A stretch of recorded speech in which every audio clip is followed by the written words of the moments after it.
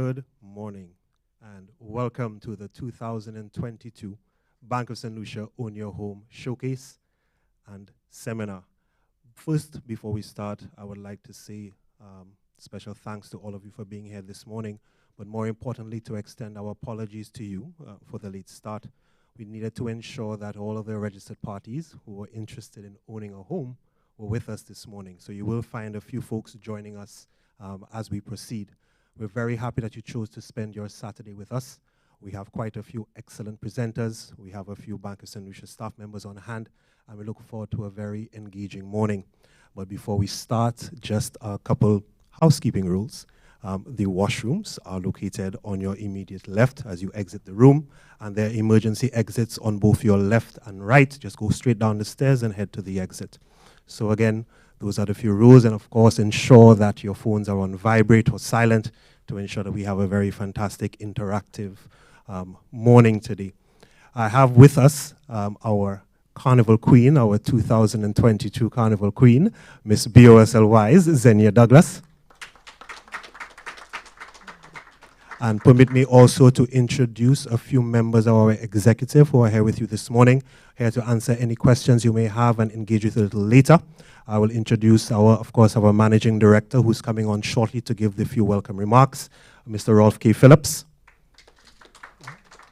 To his immediate right, we have Aletta Ratti Michel, who is the senior manager responsible for retail banking. To her immediate right is Monette Johnny Labanard, who is the sales and service manager for BOSL Bridge Street. To my left at the back of the room, we have our sales and service manager for the Viewfort branch, Martina Donnelly. Just give a little wave. I believe I did see also our deputy managing director for lending and investments, Mr. Medford Francis. Our CFO, Chief Financial Officer at Bank of St. Lucia, Keitha Auguste, sorry, Keitha. And of course, she is joined by our corporate secretary, Estelita Cumberbatch. I think I got everybody else in the room. Is our head of investments here, senior manager of investments, Mr. Cedric Charles. Is he here? If he's not, he'll be joining us shortly. So quite a few folks from Bank of St. Lucia here, and we of course joined by our marketing team and volunteers to really discuss owning a home. We go through the process of understanding how you own a home and all of the processes involved in doing that. So we look forward to an exciting engagement, but before we do that and we introduce our fantastic panel of presenters this morning, I will call on our managing director, Mr. Phillips, to give the official welcoming remarks. And good morning, and thank you, Omari, and certainly thank you to you and the marketing team for all the hard work in putting this event together. Thanks indeed to the Harbour Club for providing us with a great venue to exhibit all that goes into owning a home. I want to thank our esteemed panel, our brand ambassador, and Carnival Queen. Great introductory video that's been playing on social media for this event, and all members of senior management and staff who are here today, and certainly thanks to the members of the public, Bank of St. Lucia customers or otherwise, who have taken the time to come out and spend your Saturday with us. Owning your home is probably one of the biggest investments that all of us would make in our lifetime. I know some of us are business people and we have other investments, but generally for most people, owning your home is the biggest investment we'll make, and surprisingly it's one that we just don't spend enough time getting advice, consulting, and really finding out what the options are. The world of owning a home has changed. As a matter of fact, the pandemic has offered a lot of different options for people to monetize owning a home, other than just the way things were in the past, where you own a home to retirement, or your parents own a home to retirement, and if it becomes vacant for some reason, then you put it on the rental market. Now, people are looking for so many different options as they move around that you can monetize your investment right from the get-go by creating space for Airbnb and other short-term rental opportunities to enable you to find easier ways of supporting your mortgage without it becoming a burden on you. Bank of St. Lucia, we are an energized organization. We great to see you. You should see that by all the members of staff that we have here. We take our slogan, being all the bank you need, really, really seriously. We see our role to provide and add value to our customers. And this is what this seminar is all about. It's about us putting together a showcase where people can come and understand all that goes into owning a home. And Bank of St. Lucia is making a fairly significant contribution by assembling this great team of professionals who can guide you through what it takes to own a home and how are the ways that you can plan to make sure that you control your expenses, but you monetize your investments in the best way that you possibly can. I'm sure most of you would have gone down to the third floor, and it's a great exhibition space, and a significant collection of exhibitors who are there, everything from pest control to equipment to tools to planning and execution, are there to help you and provide you with options for you to consider when you get into the world of home ownership or in the world of putting an investment property together. And certainly our panel here today, everything from attorneys through to contractors, will be here to give you advice on the things that you need to consider. And what I would encourage and everybody who gets into home construction is consult before you decide to go ahead and put plans in place. It's important for you to see your bank early as early as possible, consult with all your professionals, and then you can figure out what you can afford and certainly how best you can go about achieving that. So my task is simple. I really want to say welcome, and thank you to you all for being here. Thank you to all the members of staff who have joined to support this event, and certainly looking forward to hearing our esteemed panel of presenters as they provide you with all the information you need to build your home on behalf of Bank of St. Lucia in our role to be all the bank you need. So thank you very much.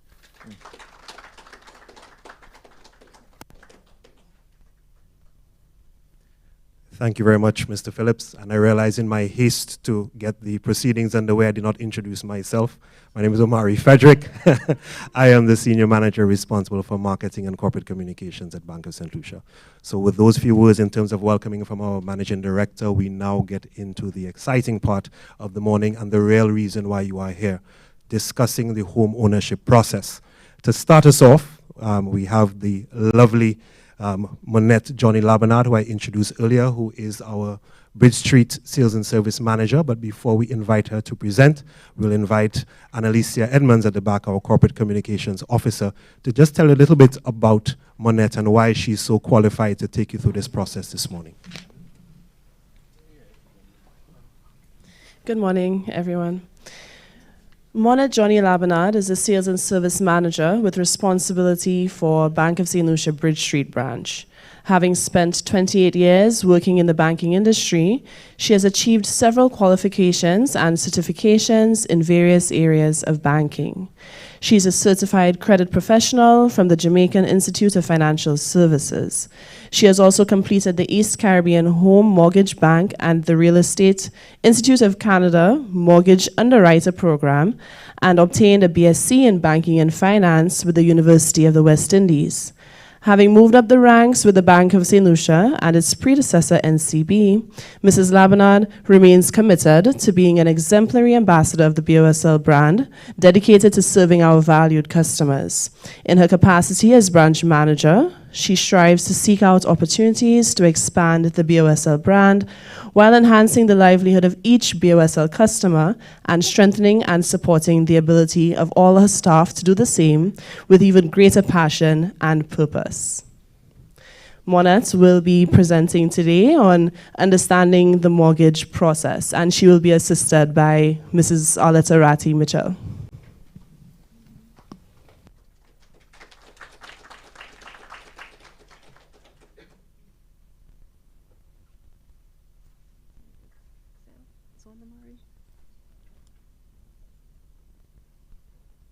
Good morning again, everyone. Okay, just grab it off. Okay.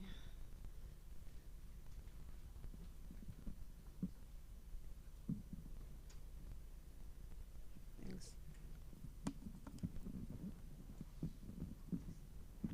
So we have a room that looks very, well, young faces.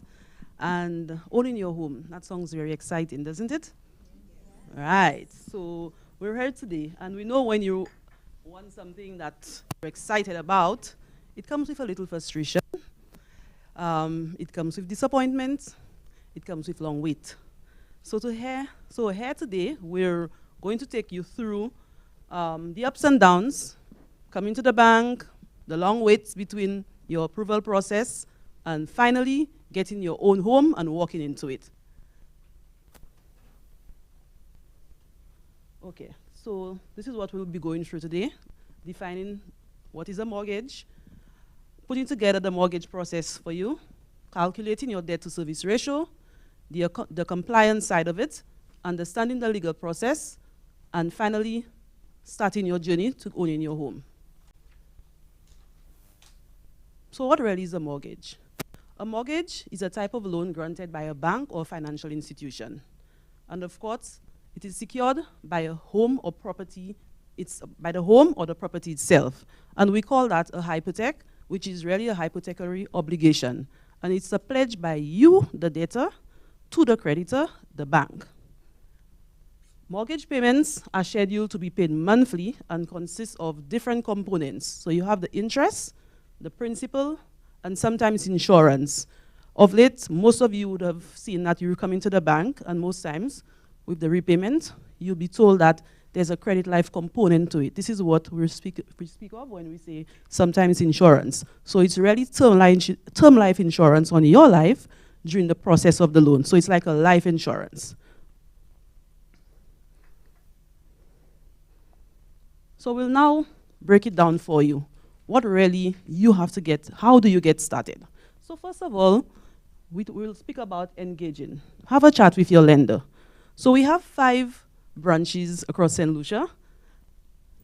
You visit your branch, you get your loans officer, you sit, you have a chat. At that chat, it is important to disclose everything to your lending officer. Most times we find persons don't disclose. And when they're ready to start off the process, we have a few hiccups along the way. So please disclose your debts, all debts you have.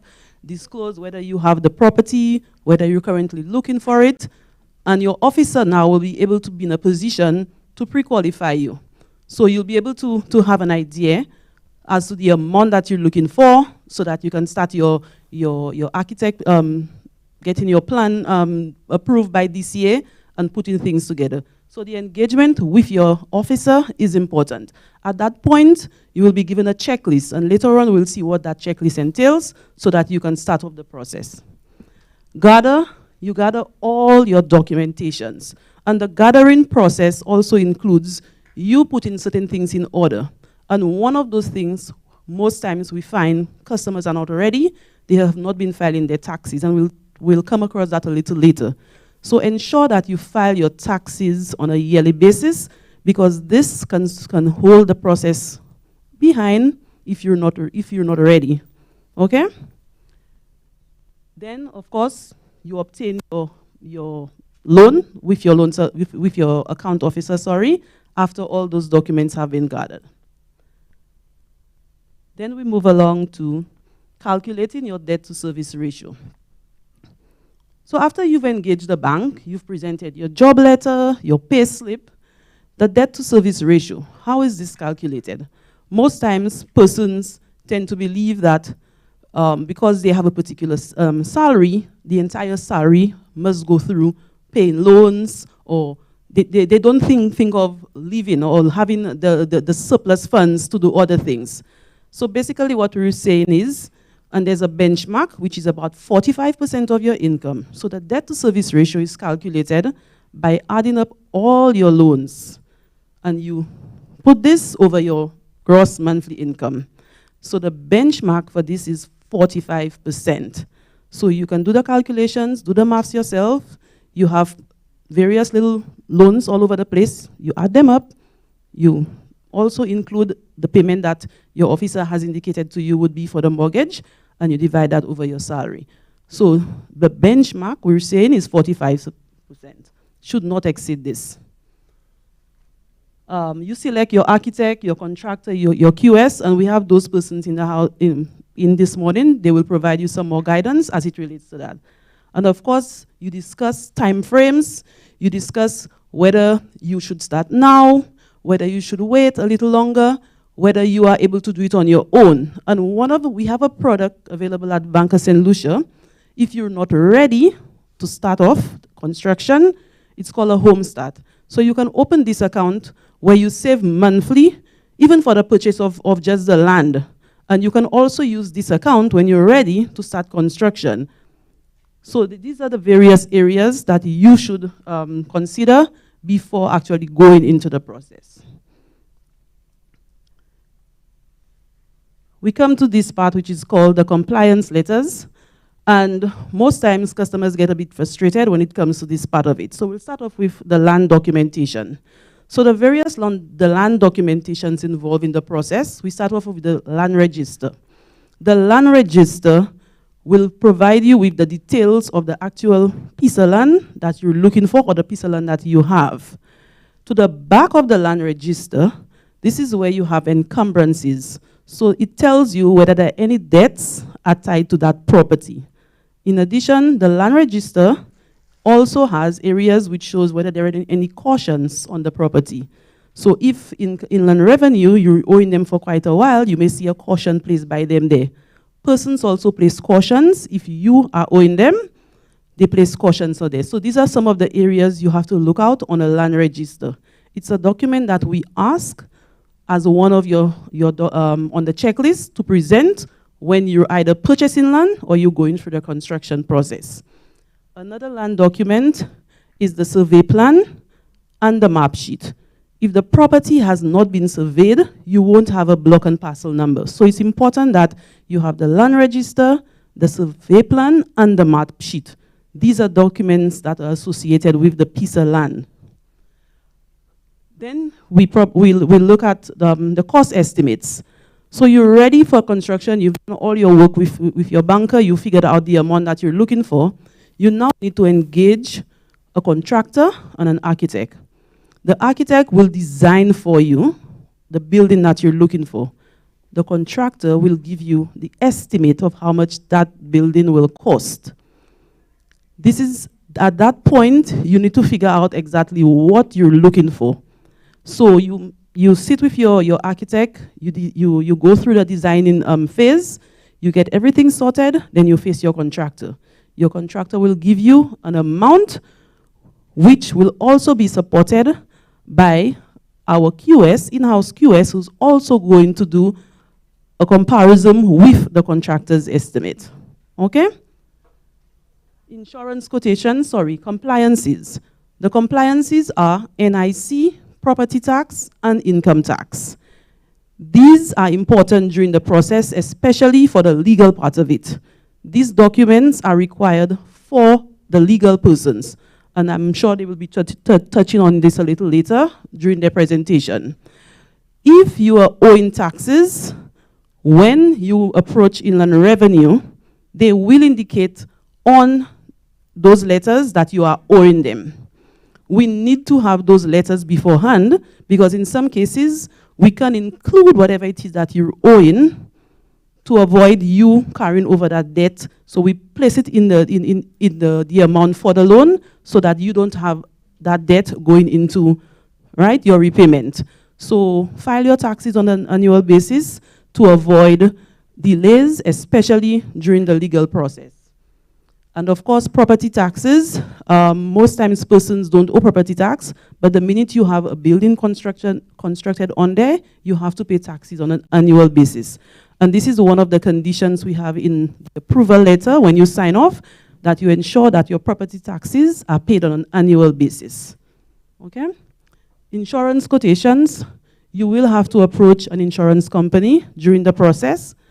During the construction process, all risk insurance, this is the type of insurance that we assign to your loan request. The all risk insurance, basically, it secures the property during the construction phase. So if there's probably a storm, there's any mishap, the insurance company takes care of this.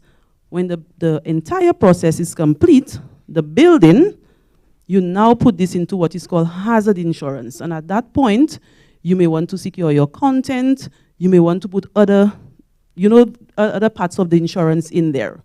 So this, oops, what went wrong there? Something went up. It's not moving. All right. Sorry about that.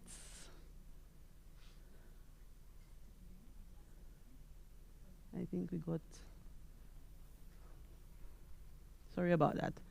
So yes, we are speaking on the insurance part of it. So these are the two types of insurance during the process. The first one would be all risk insurance during the construction phase, and when the building is done, you have hazard or what you call comprehensive insurance. And of course, your personal documents. All your personal documents should be intact, your IDs, your job letter, your pay slips. If you're not on island, persons who are overseas, power of attorney, these are the documents that we speak of.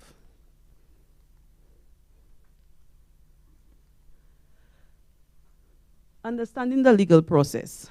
This part can be a bit frustrating, and most times customers tend to, they get a bit flustered after they know that the loan has been approved, but they're waiting and they're not hearing anything.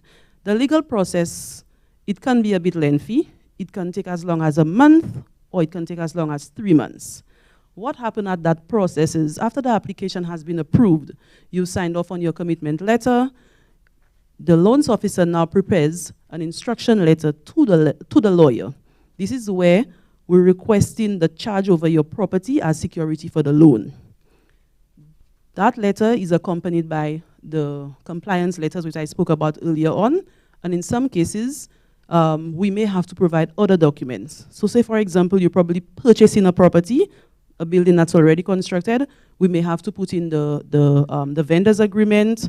We may have to put in the deed of sale, the vendor's ID. So there are other documents that will accompany the instructions letter to the lawyer. After this, there's a wait till we get approval to go ahead to disburse funds to you. Now, during this wait, what happens is the lawyers now would have to go to the land register to get the process started. There's also a vetting process that happens during that period. And I think our lawyer here will expand on this a little more and let you know what really involves in that process and why it can take the length of time it does. When this process is over, the lawyer, in the form of what is called a letter of undertaking, sends this to our bank, which is approved by our corporate secretary, who now passes on to the loans officer to give the go-ahead to disburse the funds to you, the customer. So unless this process is completed, we are not in a position to disburse funds to start off your construction or to pay your vendor for the sale of the property. So when this letter is received, we go ahead and disburse the funds. And at the disbursement stage, especially for construction, we do not disburse the entire amount to the customer. So this is where the quantity surveyor kicks in. The loans officer engages the quantity surveyor as it relates to a progress report. So based on the progress report, we disburse the funds in stages. So the quantity surveyor visits the site, see what has happened, and will provide an amount in a report form, and this is what is disbursed. Now, because of situations that have happened in the past, and for both protection for you, the homeowner, what happens is 10% of the amount that the QS is requesting is pulled aside as retention. We have had situations where contractors do not complete the entire process for customers. They change along the way. Persons, probably the house is complete, they're not satisfied. So holding back the retention is in an effort to protect you, the homeowner, so that you are completely satisfied when your final disbursement is done. Yeah? So when you get to that point, it is important that you give your lending officer ample time, enough notice when you require a next phase, because the QSs have to go to the site, prepare the report, take it to us, and then the disbursement happens. Okay? And of course, after all of this is done, usually 6 to 9 months, then you're left with your home, your beautiful home, and you are able to walk in. So this is, in a nutshell, what the process entails. So what do we have in place for you at Bank of St. Lucia to own in your home? We have a product called the Home Sweet Home. And it's a promotion we have on right now, which enables customers to be able to repay their mortgage loan with ease. Repayment terms can be negotiated up to 30 years, and that all depends on your age. And this is something else that we want our customers to understand. Having a mortgage loan, it's a lifetime investment. At some point in your life, there's retirement. Most persons don't want to go into retirement with a mortgage loan, while some persons feel it's okay, they want to go in there with it. Retirement age for St. Lucia is 65. So when we are pricing your loan, when we're going through the process, we have to be aware of that 65 years. So most persons will not go up to 30, depending on your age. So what we try to encourage, the earlier you start, the better for you.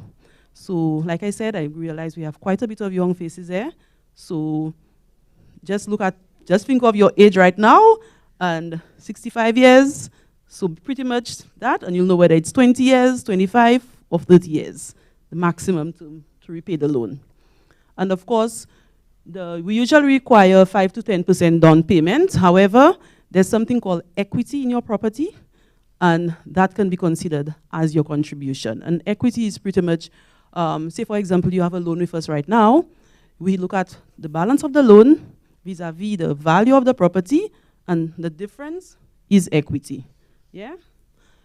The promotion also comes with pre-qualifying credit card. It has a credit card added to it, and of course you can also get your vehicle loan with that promotion.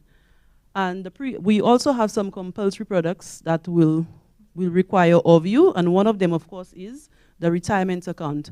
And of course, while paying your mortgage loan, and in most cases, like I said, it goes into your retirement, you'll be saving at the same time. So putting $100 aside, $150 aside monthly will assist quite a bit of persons when it comes to retirement. Most persons don't have a pension plan with their employers. Most persons rely on NIC for retirement. The WISE account is an additional product, an additional means to have money during retirement. So basically, this is what we have for you as it relates to owning your home. The product right now, Home Sweet Home. And of course, earlier on I spoke about the checklist, some of the documents you require when approaching your officer. Of course, the job letter, your pay slip, 2 forms of picture ID. We can do with 1 form. Most times we look at the national ID or your passport. Your letter, your vendor's letter or your sale agreement, that's if you buy land or if you purchase in a completed structure. The deed of sale, that's important. Whoever is selling to you, they have to be the owner of the land, so the deed of sale will indicate that to us. A recent copy of the land register, which I explained earlier. The survey plan, the approved plan from DCA, that's for the construction process. You must have approval from DCA. We can start off the process in principle pending the approval from DCA, but we must have this. This is one of the indication for us to go ahead. You cannot construct without approval from DCA. The estimated cost of construction from your contractor, and of course that has to be supported by the QS. Your compliance letters, national insurance, inland revenue, and property tax. Life insurance, like I said, we have what is called term life insurance, so your loans officer will recommend this to you, although we've had persons who have their own life policies and would rather put it in. But think about it, your life policy, you may have a family, if anything happens to you, that life policy is assigned to the bank. The term life insurance is assigned to the loan. So you can hold back your life policy for your beneficiaries and sign on with the term life insurance. And of course, the property insurance, like I said, initially all risk, and at the end of construction, full hazard insurance. So that's my presentation here this morning, just taking you through the lending side of things, visiting your financial institution, and most of what I touched on will be expanded a little more by our other presenters. Thank you.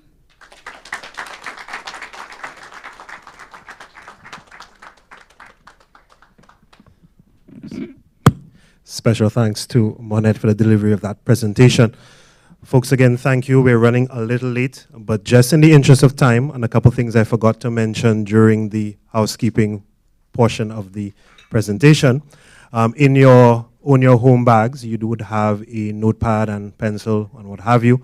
Feel free to write down your questions. We will open the question and answer segment in the open forum at the end of all of the presentations. So we'll go through the presentations, and at the end we'll have the open forum. You can pitch all your questions to anyone in the room, and we'll be more than happy to engage. So we will now invite our next presenter, Mr. Mark Hennicott, a social architect of Inter-Island Architects and Planners Limited, to the front. And while he makes his way, we will invite Annalicia once again to tell you a little bit about Mr. Hennicott before his presentation.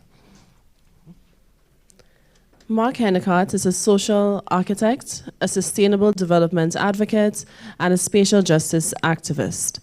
Mark is a graduate of the Caribbean School of Architecture in Jamaica and currently is a principal of the firm Inter-Island Architects and Planners Limited, where he has practiced since 1997. Mark has amassed over 25 years of experience in the provision of consulting services to governments, corporate clients, and individuals in the areas of architecture, interior design, landscape design, urban design, environmental design, and furniture design. As a construction professional, Mark has served in numerous organizations, on boards, and committees where he shared his expertise. Some of his affiliations include member and past president of the Institute of Architects St. Lucia Incorporated, past member of St. Lucia Architects Registration Board, representative to Federation of Caribbean Associations of Architects, member of the three-person consulting team for the review of the OECS Building Code in 2015, member of the steering committee for the development of a policy for housing and settlements in St. Lucia, former member of the Development Control Authority Appeals Tribunal, project architect and member of design teams for numerous large-scale civil projects on island, including urban regeneration, transport, and beautification plans. Mark contends that architecture is a functional art form from which we never escape. It creates our environment and determines our lifestyle. He adopts a vision statement towards a sustainable future with a green approach. In concert with his keen interest in Caribbean architectural history and anthropology, Mark finds an avenue to exploit writing and photography to promote the concept of sustainability. Thank you. Thank you. Thank you. Good morning, everyone. Good morning. I want to first thank the Bank of St. Lucia for this is a third invitation to serve at this forum. And it's a wonderful opportunity to be here, to see all these young faces, as we were already told, who are seeking to take that plunge, to take that dive. And so not so young. I see a few familiar faces. But I need some help with this, please. It doesn't seem to want to work. My presentation today is to try and encourage you, or perhaps even coerce the use of more professionals, and in particular architects, or did it go through? For the use of, which you do. Okay. Yes. So the presentation today is going to take the format of, first and foremost, helping you order your dream. The word dream was not mentioned yet, right? But you all are dreaming. The bank has given their presentation, and they are concerned about getting you to engage them. But before you do that, I want to encourage you to dream big. And to go about doing that, you're going to make the right decision or correct decision, choosing the right experts, selecting the best site. Don't think that you might like to live in a particular place, but do you have the wherewithal to determine which is the best site? I will help you today to determine that. Designing your dream home, selecting the correct building contractor, managing the process on how you participate in it, and then possessing the house and living that dream. I want to preface my presentation by making this assertion. If the dreams and aspirations that accompany our actions are nurtured by the places we create, then residential neighborhoods not housing developments. Residential neighborhoods are products of our social, cultural, religious, and economic experience. And similarly, if the buildings we create reveal anything about the people who may have constructed and occupied them, then our homes, not our houses, our homes will always be an embodiment of our dreams, those places in which people, events, and emotions are recalled. Right? Good. So I'm making a distinction here. The bank says, own your home, not your house. Right? All the bank you need, right? So there are a number of complexities and contradictions associated with that dream. And we look at a few. Sorry that this is, I'm going to take the opportunity to present my work, but I'm not suggesting in any way that this is where you must dream, right? Right? So it can be a dream come true, as in the case of here, a dream on the water, or it can be a real nightmare, as some of us experience, on the water. Yeah? So a contradiction and a complexity right there. But let's go a little more in that contradiction and complexity. Home ownership and what it conjures, what it connotes. We think of warmth, the warm feeling of being in a home, family ties, the network, the supportive network of being in family, and a host of other things. You live in a neighborhood. It recalls events. You see images of your home, you as a young child, years later, that you remember the house, and it can, just the image can conjure up so many other issues. The togetherness, the permanence, growth, and the empowerment that home suggests, right? And contrary to that, house and rental. Can you imagine that cold feeling? You're renting and your landlord lives above you. Do I have to go further? Contentious relationships. You can have knocking and activities going on you have no control over. It can be an apartment building, but just think about it. You want to get out of here. Yeah? That's right. That's why you're here.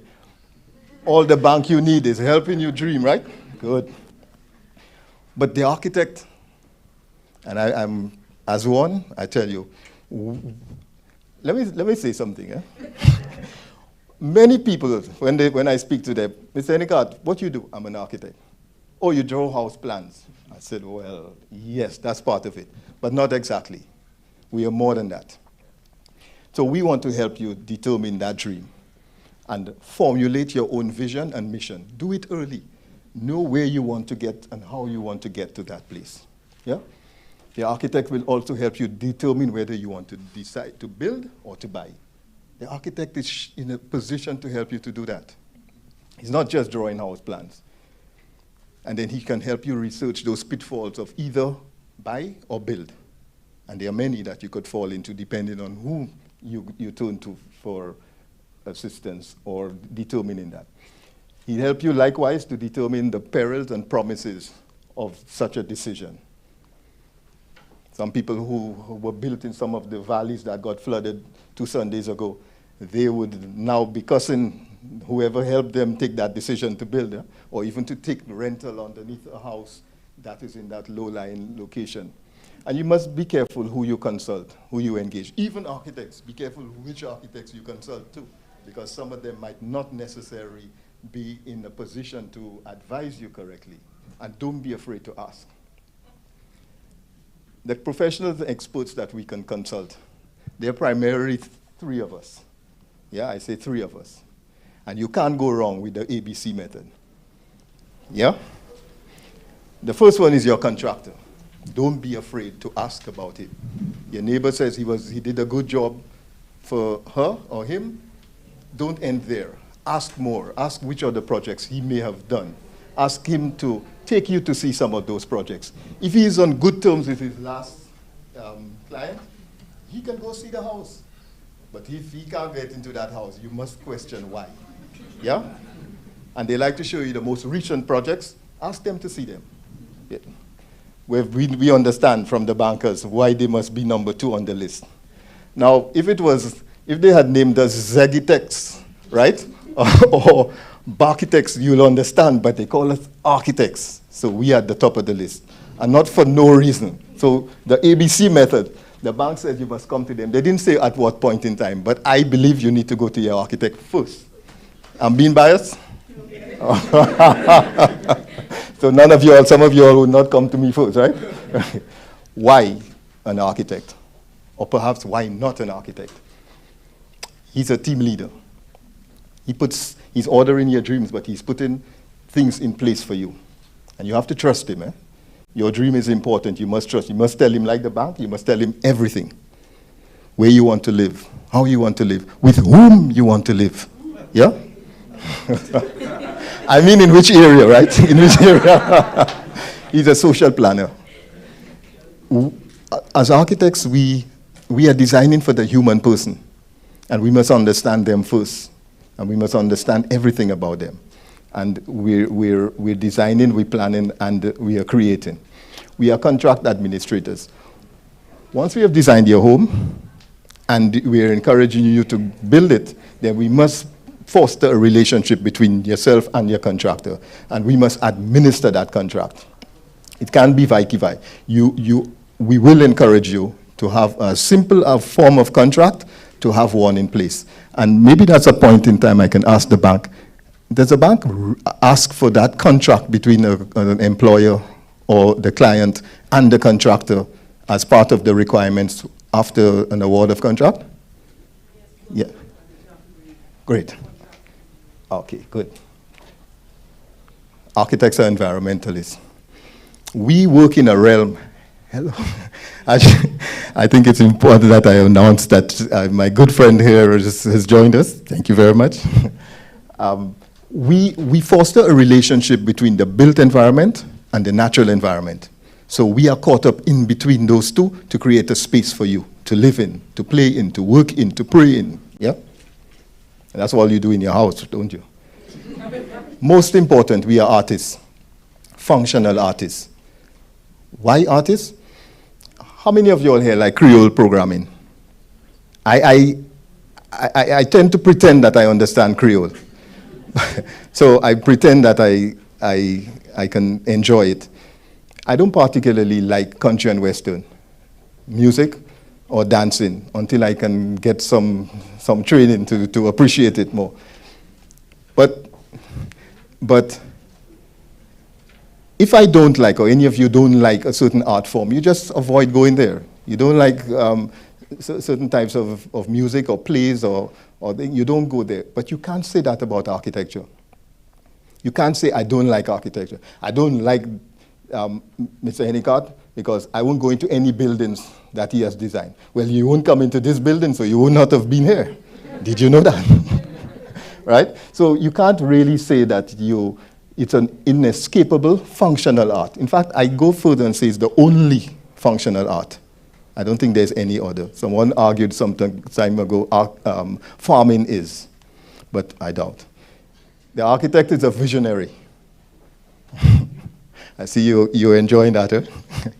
And he, like I said, the conversation between the built and natural environment is where he operates, or she. Socially acceptable art form is what he's trying to produce, where a lot of respect for place, respect for user, recyclable, energy efficient, and respect for climate is what we want. That whole conversation that ultimately is your house, your home, is what we are trying to realize as you dream. Environmentally friendly architecture is what we try to produce, and it must be sustainable. He's also the project planner. He's taking you from scratch to finish, to hand over. And he will be required to do everything that will realize your home. But then there are some typical services that the architect offers. One would be from inception, your project plan and the development of your brief. When you engage an architect, as opposed to any other designer, you should expect, you should demand, ideally, that he develops a brief that you can sign off on. I want X number of rooms, a bedroom this size, I want an appendage of a bathroom or ensuite bathroom, I would like a garage, You know, I want the house to overlook the valley. I want fresh air into all my rooms. These are things that you call the brief, and it must be agreed on from the outset. Then there's a pre-construction stage in which you develop all the designs and documents that will require two purposes. One for planning approval and one for a QS and the contractor to price to make that available to the bank.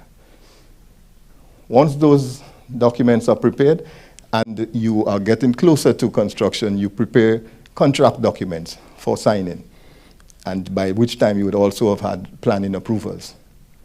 So the architect is responsible for producing all of those documents in conjunction with other professionals. Yeah? Once you have awarded the contract and you start on site, then there's a monitoring stage that the architect is responsible for. He issues instructions, he issues payment certificates. Although the QS has, as we were told, the QS has to approve those, but if you use the QS, that is. No offense, Andy? But the banking system requires, the banking system provides some sort of preferential treatment to QSs that they don't offer architects. I don't know why. And QSs are not as regulated as we are. We have to be licensed to practice. So I will be a QS next time around. And we hand over, we take it right through to handover, and the issuance of all your as-built documents. Your house is going to be like a car. You do not buy a car without a manual, right?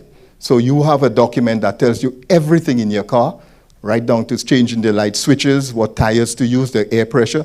You should have a document called your manual for your house. And when you engage architects, that's a critical part of their submission, or at least coordination. But there's some also special services the architect also offers, site selection. As I was saying, if I should ask the question, you have 3 lots in a development that you want to make up your mind on. A corner lot, an immediate lot, which is right after the corner, and an intermediate lot right after that. Except that the corner lot is often larger than the other lots because it's often more square than rectilinear. How do you know which one is more valuable, which one will suit your needs? Architects should help you with that. Not to mention that they are in a position to visit the site with you and make other determinations on the site that you are choosing or interested in, or do an appraisal on the site, or if there are many sites, different sites that you want to look at simultaneously.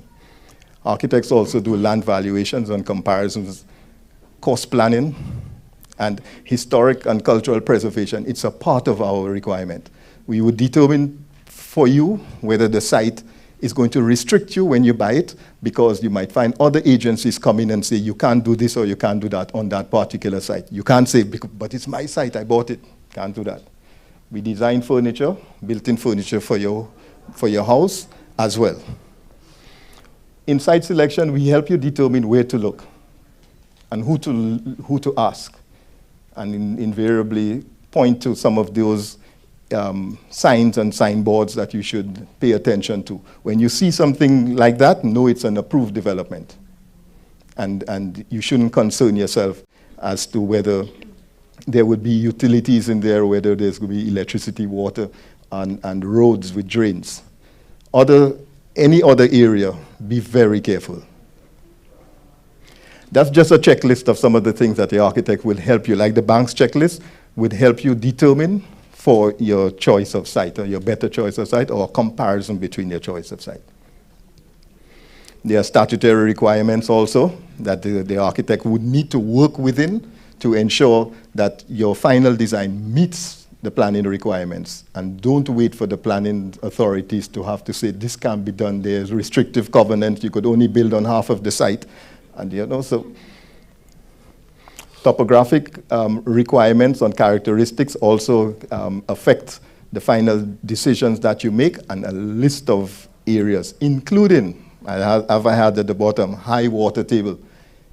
And sometimes the architect will be required to go to the Met Service to get more current history on your site and determine when was the last flood, or whatever, noise or dust hazards that could have affected your site. And these are also characteristics that would help you determine, or the architects determine, the best orientation of your house on a lot, and to capture the best views, to capture the best cross ventilation, and a host of other things, including soil conditions, whether you are suitable for building on that land. There are some social considerations that need to be considered also. And I'm not knocking, they are very good designers who might not necessarily be architects, that when you engage them, it's very likely that the first time you see them when you have a conversation, the second time when they may be looking for some money to get you your planning approval, and then the next time you see them is when they bring you a set of drawings. When next you will be likely to engage them is when the bank says to you, those drawings exceed what you're capable of servicing. And you have to go back to the drawing board. When you engage an architect, the fact that he's registered to practice, you have recourse. If you go through some of the stages and ensuring that you are engaging him on a professional basis, and he gives you a design that exceeds what you said to him, that the bank says you can only afford $150,000 or $200,000, and he gives you a $400,000 design, he has to foot the bill to redesign to what your needs are before going further, and get a good lawyer. I'm not saying so because I want you to engage architects. We are held to a high account that others may not necessarily be held to. So utilize that.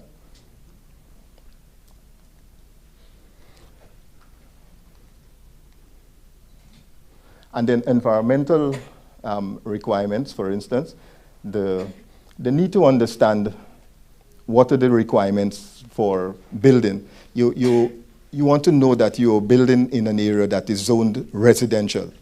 It's pointless buying commercial land and putting a house in it and complain when other commercial activities start to surround you. Yeah? So the architect is very likely he takes on that responsibility to advise you, or at least he should. And many other environmental issues that you are going to have to face. I'm going to go briefly because, as I understand, persons behind me are going to be presenting on these areas, but the design stage and the statutory requirements, in some instances, you may have to do an initial approval in principle for the Development Control Authority before they give you full approval. And you may have to engage other, what we call referral agents, like the fire authorities, the electrical inspectorate, and the health department. I was told that I have time up, folks. I thought I was just heard 10 minutes. Notwithstanding, I just want to go very quickly. The choice of contractor, you have the architect in a position to guide you on the main contractor and the subcontractors, and there might be specialist contractors that you should be required, to undertake to do components of your home, that you should engage with subcontracts. And of course, the use of a simple building contract, as I said, and some subcontracts. And of course, insurance of the works from start to finish. You, as a homeowner, should have regular site visits, keep in touch with your contractor, take decisions that are in writing, and stick to the building plans, and any FF&E budgets, meaning furniture, fixtures, equipment, keep them separate from your building contract. Do not put the onus on the contractor to put in furniture into your house. As an employer, these are some of your requirements that you should ensure that you have a handle on, agreeing that contracts are in place before you start any work, fixed prices are in place, and you should have a contract sum that both parties agree on, and a start date and an end date. There's an agreement here for retention. The bank holds a retention of 10%. I think that is draconian. In the industry, we tend to use 5%. 10% puts the contractor out of business.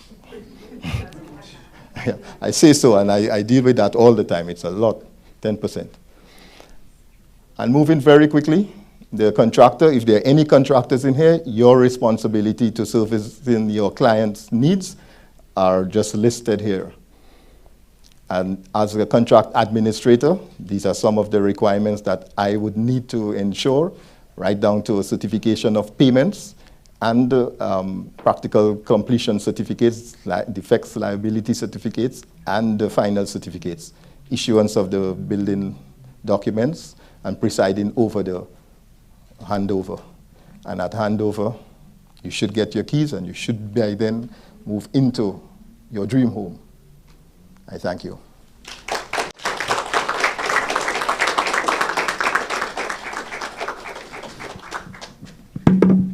Many, many thanks, Mr. Hennicott. Folks, given the time, we will take a very short 10-minute bio, refreshment, and gathering thoughts break, and we'll reconvene in approximately 10 minutes. The refreshments are to the back. As I mentioned earlier, the washrooms are to the left as soon as you exit the main door. So 10 minutes, you can gather your thoughts on your pad as well and make the best of the refreshments at the back. Thank you.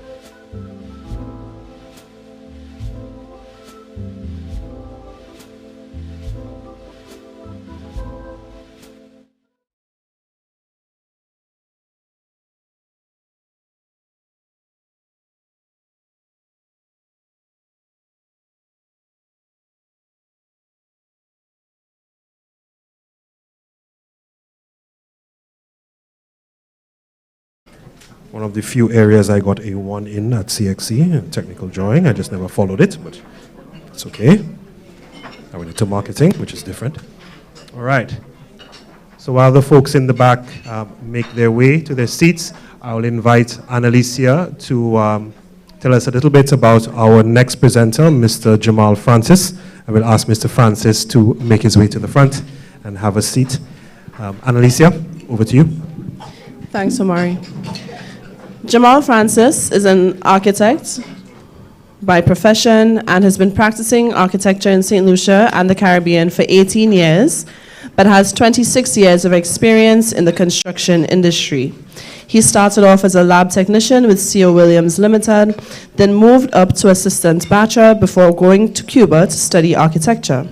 Since his return, he has worked in a number of capacities, including assistant architect on the Grosley and Marigot schools, architectural engineer at C.O. Williams Precast Limited, assistant architect on the St. Lucia National Hospital, now OKEU, lead architect on many commercial and residential projects around the island. He has further training in post-tension concrete design, placing and supervision, precast concrete design and production, arbitration and dispute resolution, project management, and general insurance. He is a registered architect, a lead green associate, president of the Guild of Graduates of Cuba, president of the Institute of Architects of St. Lucia, and a director at the Design House Limited, which is a consulting firm specializing in architecture, mechanical engineering, and electrical engineering. So without further ado, Mr. Jamal Francis, who will be presenting on Owning Your Home, an Architect's Guide.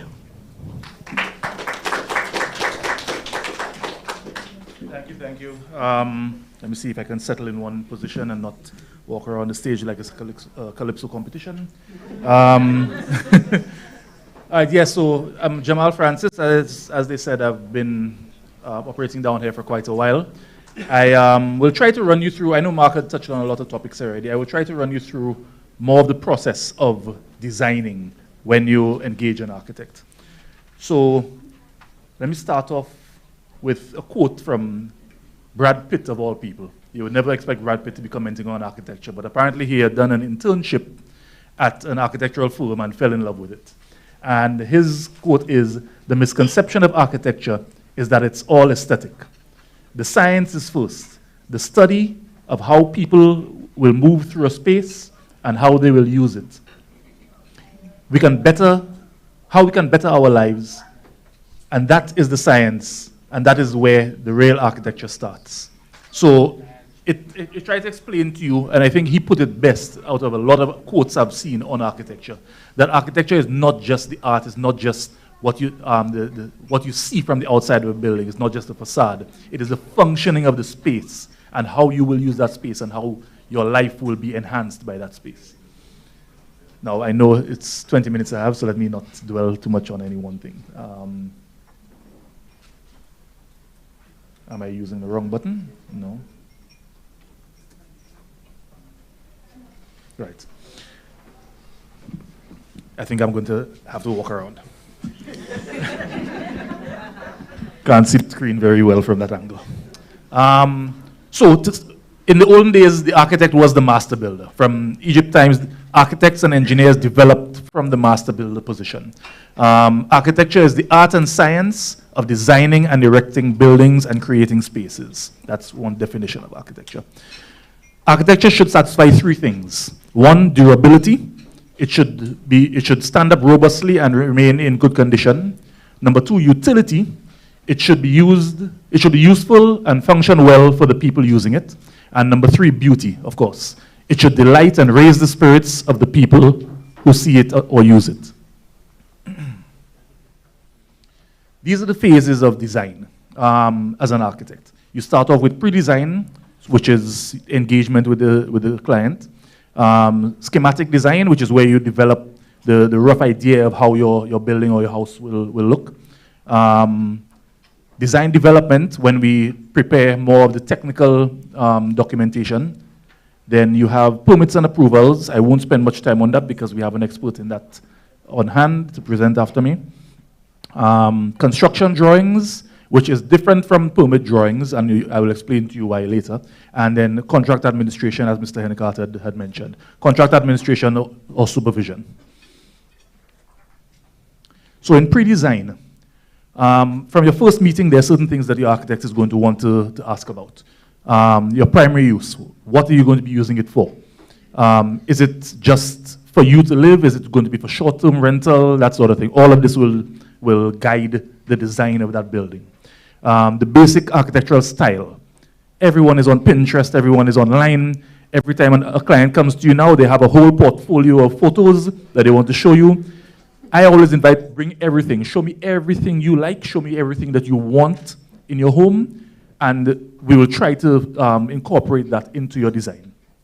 I won't take a floor plan you found online and redraw it for you, okay? Number one, it will probably not work for your site.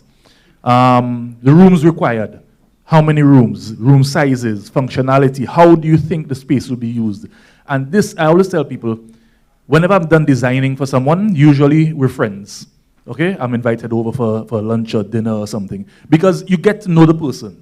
You have to find out if they primarily stay in their rooms, if they're always in the balcony, if they entertain a lot and they have a lot of people over all the time, so that you can design that space for them. And in that, you get to know your clients well. So, site information, where it will be built. Mark already pointed out, where you buy your land is important, but where on that land you develop as well is very important, and we'll come to that in a bit.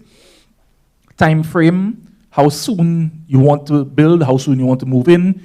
You may have a 10-year plan. You know, you're building up your funds now, and you're not ready to build yet, but you would like to engage an architect. You can start off from there. You don't have to wait until you have all your money ready for you to build, okay?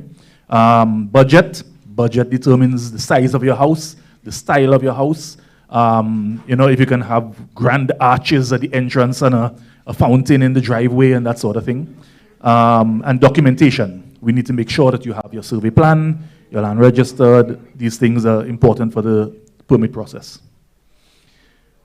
Site. If anyone designs any building for you without visiting your site, don't pay them a cent. Walk away, okay? Anyone who is going to design for you has to visit your site first, all right? A site visit and deciding on the placement on the site is one of the most important parts of the design, okay? When they visit the site, they look at things like the slope of the land, direction of the breezes. You know, you just stand, and it's good to visit more than once, because at different times of day, sometimes the breeze is different. Surrounding structures, important as well. Soil type, sometimes you need to get an engineer involved to check the soil to make sure that it's solid enough or how deep you may have to dig in that area. Existing trees and vegetation, views and obstructions. Let me give you an example of site placement. So, see if I can get this pointer working. Which one is it? That one? No, I'm not seeing the laser. Okay. All right. So site placement. This is a site I've been working on. If someone were to this building you see here is existing on the site. The person wanted to remove it and build an apartment building. Their idea was, of course, we already have a building there. We'll just place it right there. It's for short-term rental, so they want to maximize views. One of the first things I noticed, you can tell here that there's a building next door, but you can't tell the height of that building. When I went to the site, I realized that that building blocks some of the best views to the left of the property. So after the site visit, I told them, listen, if you build in this location, you get this much view. You can see clear across here and across here. If you come down the land a bit, right here, you now have the entire view straight out to the west. So you're maximizing your view. You have a 180-degree view just by moving the house down the slope a bit. And what happens is we're just going to end up using the existing structure for parking area because it's already developed. And because of where it is, that shape of the building works best to get the proper airflow through the house, etc. So just, you may not appreciate what I'm talking about, but this was to help you appreciate. This is the view from the upper floor of the existing structure. You can see to the left that house is blocking. We went halfway down the land, and suddenly you have the entire view of VG Beach all the way across Marsha and the other side. Okay? So again, site placement. Proposal. At the end of pre-design phase, your architect is going to give you a fee proposal. Okay? Any serious proposal should have the following: the scope of work, the methodology that they're going to use to design your home for you, deliverables, so everything you can expect to receive from them, a schedule, how long it's going to take them to do the different phases, a total fee, a payment schedule. Normally you have to give them a deposit, and then when you reach a certain stage, then you pay them another payment. So you're not just paying your architect everything up front, you know. But the payment schedule should be included in the fee proposal. Exclusions, sorry. What is not included in it? Things like engineering, you're gonna have to bring in an engineer for that. Land surveying, sometimes prints and DCA fees and these things are not included in the fee proposal. Okay. Was that it? Yeah, and oh yeah, terms and agreements. So you want, in some instances, an architect will just develop a simple agreement with you. This is the summary. This is what I'm going to produce for you. We sign off on this. This is our agreement. In other cases, on larger contracts especially, you tend to have a very lengthy contract that you have to go through. Sometimes you might need a lawyer to go through it with you as well. They're not always very simple. But there must be some sort of agreement between you two signed.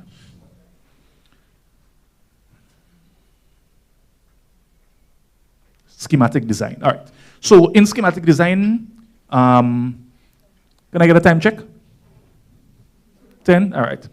In schematic design, you have the orientation of the building, as I mentioned on the site. You have the design of the area, of the spaces, which room is next to which, that sort of thing. You have fenestration, that is the wall, the doors and windows, the openings in your home. Okay, so these are all of the things that you go through when an architect is designing. The colors, the materials, all of this will come after. So normally you start off with your simple line sketches. This is usually for clients the more exciting stage of it. You know, they get to see how the space is going to look, how it's going to feel. They get to get input into where, you know, their room goes, if they want their children next to theirs or if they want them far from theirs, that kind of thing, you know. Then your architect, normally a lot of architects these days use 3D modeling programs. So you will get a 3D model, you can see what the spaces will look like. And I would advise you, especially if they can do renders, get them to give you interior renders because most people can't read plans. So things like, all right, so they will usually give you this sort of thing, 3D renders of the outside. But get them to do some 3D renders of inside so you can appreciate how it feels when you walk through the front door, what you will see, you know, that sort of thing. So, you know, so this is the entrance this is the view as you walk in the front door. That's the view you will be able to see straight through these windows, across the stairs, that sort of thing. Get them to give you some interior looks of it so that you can really appreciate it. Don't be afraid to tell them, listen, I don't understand your plans. You understand? You need to show me something better. I can't sign off on this design because I can't understand it. Design development. This is more technical. There won't be too much to go through here, but the idea is in design development, the architect is now converting the concepts that you created together, you and him, into working drawings that can be used by a contractor to build your home. So you have detailed plans, window and door schedules, interaction with other professionals, engineers, quantity surveyors, mechanical engineers. They have to look at things like site drainage and landscaping. Things to note, in this phase, the architect will translate your designs into technically specific drawings. It's basically the same thing I was saying. I'm gonna gloss over this one. Be sure to ask about certain things that you're not sure of at this stage, because one of the key takeaways from the previous slide is that after this stage, any changes you make are gonna negatively affect your finished product, is gonna affect your budget, is gonna affect a lot.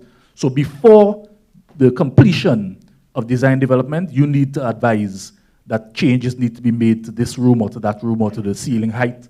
Ask about ceiling heights, ask about room sizes, ask about floor finishes, door and window sizes, furniture layouts. Make sure that the kind of furniture you want can fit in your space. Hallway widths, sometimes a bit contentious. Closet sizes, right? We know some of you all need some massive closets. Make sure it works for you. Bathroom layouts, and anything that will affect the way you live. Simple example of design development drawings. Floor plans, sections, elevations, floor framing plans in the case of timber floors. Time check? Say, okay, all right, I'm still good. Permits and approvals, I won't dwell on too much. As I said, we have someone who's going to present on that after me.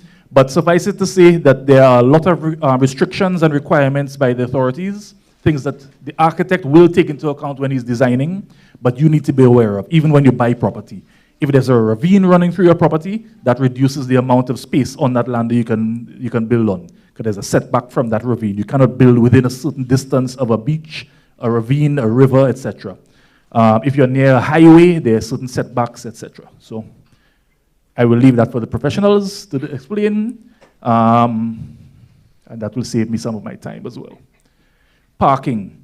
There's parking requirements depending on how many rooms. If it's an apartment building, there's a certain number of parking spots you have to have per unit. Don't think you're gonna just put in as many parking as you figure and done. There's a minimum number that's required. Construction drawings. Let me explain that although you're gonna have approved drawings from the DCA, approval drawings do not equal construction drawings. Approval drawings meet the setback, the requirements of the DCA. So the DCA can check those to make sure that the structure looks sound. You have an engineer who signed off on that. You have an architect who signed off on that. It meets the setbacks. You're not encroaching on anybody's land, this sort of thing. Construction drawings have a lot more information. All right, 5 minutes, thank you. There's a lot more information in construction drawings than are in approval drawings. So do not let a draftsman or a technician give you a set of plans approved by DCA and tell you that's to build. That does not have enough information for your contractor to bid properly on this house, to give you a proper quotation, okay? So you have to insist that you have proper construction drawings.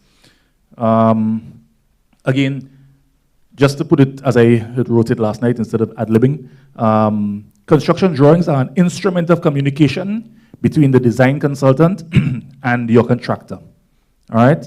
So that is what the contractor uses in order to take note of everything he must account for in his bill of quantities and his construction estimate. Things that should be included: site plan drawings and details, floor plan drawings and details, cross-section drawings and details. You'll note after everything here I have "and details," because details are what's most important when a contractor is pricing something and when something is to be built properly. Examples of schedules. So make sure you get a door and window schedule for your house. This is not just supposed to have the sizes of the doors and windows. It's supposed to give you specifications on them. What type of glass, what type, the dimensions of the moldings, all sorts of things are supposed to be included on this. It's not just, length by width and take it to St. Louis, all right? And usually they should specify a quality of window and maybe even a manufacturer. Hardware schedules. These are things that are hardly ever provided to homeowners. Hardware schedules will tell the contractor, on this door you need stainless steel hinges, 3-inch hinges, You need this type of lock on that door. You know, for every door and window in your house, well, mostly doors, you will get a hardware schedule. You should get a hardware a schedule of what is attached to that door. And that will help the contractor know that, listen, I can't just go down by M&C and pick up the cheapest hinges they have because the specifications say that I need to have stainless steel hinges for this door and this window. Examples of details that are hardly ever provided. Things like your balusters. Most people will just show you balusters on the balcony and there's no dimensions to them. Somebody will just go down the road and to the nearest person who provides concrete balusters, buy whatever they want and install it. All right? All of these things can be specified, okay? So details, your detail sheets on your drawings should be a large portion of the drawings.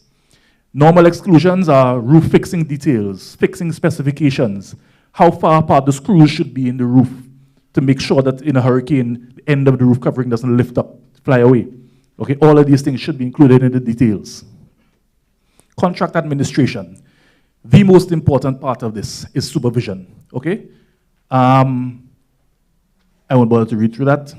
But okay, yes, I suppose I should. The bidding process, we can handle the entire bidding process for you. That means selecting a contractor, helping you select a contractor, preparing contract documents, we can assist with that, and contract administration. We can supervise the contractor throughout the entire construction phase to ensure standards are maintained, etc. Why supervision? Your contractor should not be supervising himself, okay? He has his internal supervisor looking after his interests. You need someone who is the client's representative, who understands the design and who can oversee what he is doing, who will check the slab before concrete is poured, who will check when they are putting on the roof. You need someone supervising.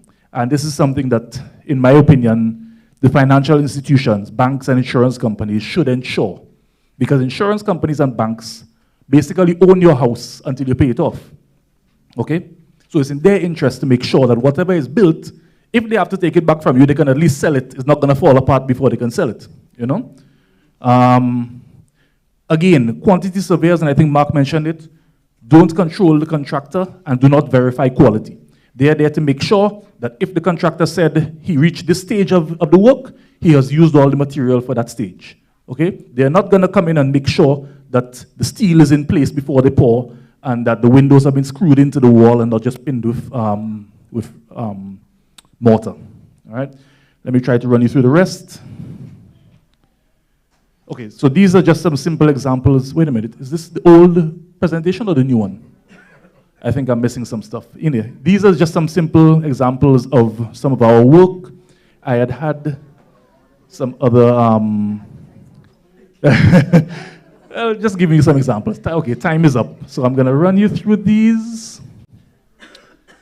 Just examples of the designs, all right? And remember, your home is likely to be your largest investment. Don't skimp on design or construction, all right? Your architect is your representative. Trust his word and his work.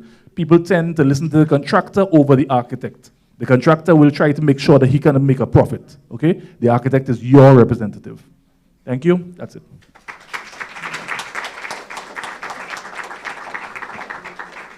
Thank you very much, Mr. Francis.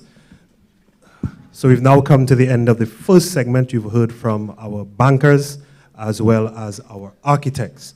You heard both Mr. Hennickart and Mr. Francis make reference to our QSs, our quantity surveyors. So now is an appropriate time to invite our next presenter, Mr. Andy Alfred, to present on mortgages, a quantity surveyor's perspective. I'll invite Mr. Alfred to the front, and while he makes his way, Annalicia will tell you just a bit about Mr. Alfred.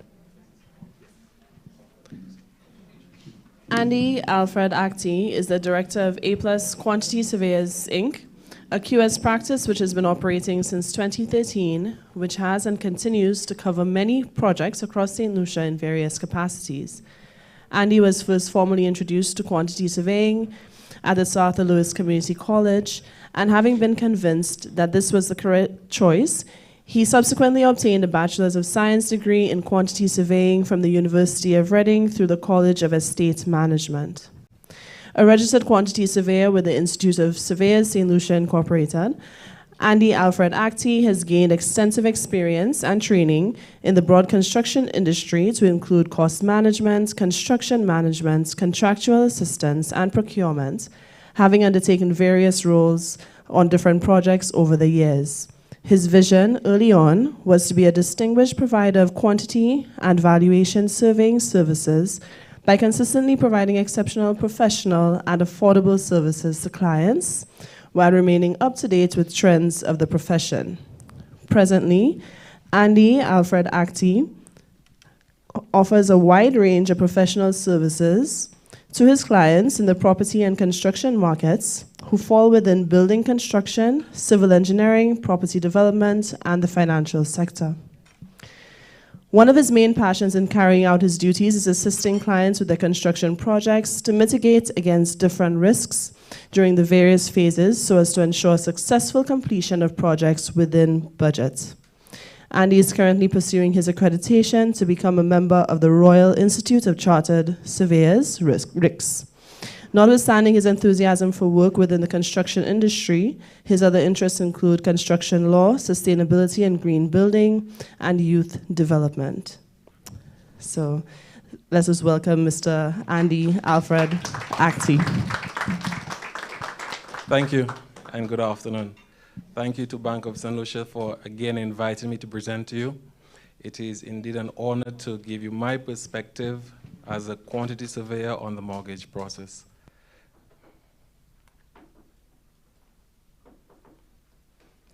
All right, so our objective today is to identify and explain the key roles of a quantity surveyor during the mortgage process. And in doing so, we will touch on the predominant surveyors in St. Lucia, the main services offered to you by the surveyors or the quantity surveyor, and what your first step should be. Let's touch on the surveyors. Well, there are many different surveying professions. There are quite a few in St. Lucia, but I will touch on the three main ones in St. Lucia that you may encounter during your mortgage process. They are the land surveyor, the valuation surveyor, and the quantity surveyor. I should have asked you that. They are very different. And it was important for me to touch on that because very often persons come to me thinking that a surveyor is a surveyor. So you hear the word surveyor, you hear the profession surveyor, you think he does or she does everything, which is not. Let's look at the land surveyor. A land surveyor is performed for the purpose of locating the boundaries and corners of a parcel of land for verification and for subdivisions. That is very important. Say you own your property, you have your house, not fenced, you may be the only property within that settlement or development. Before you start fencing, you need to establish exactly where those boundary pegs are. You'd have to engage a land surveyor to that. The land surveyor is the only professional who is able to do that for you. Similar, if you have a large parcel of land that you wish to cut up or subdivide, again, you need to go to the land surveyor for that. The role of the land surveyor also includes the measurement of properties sold or purchased to verify the exact area, if not yet surveyed, and that is very important.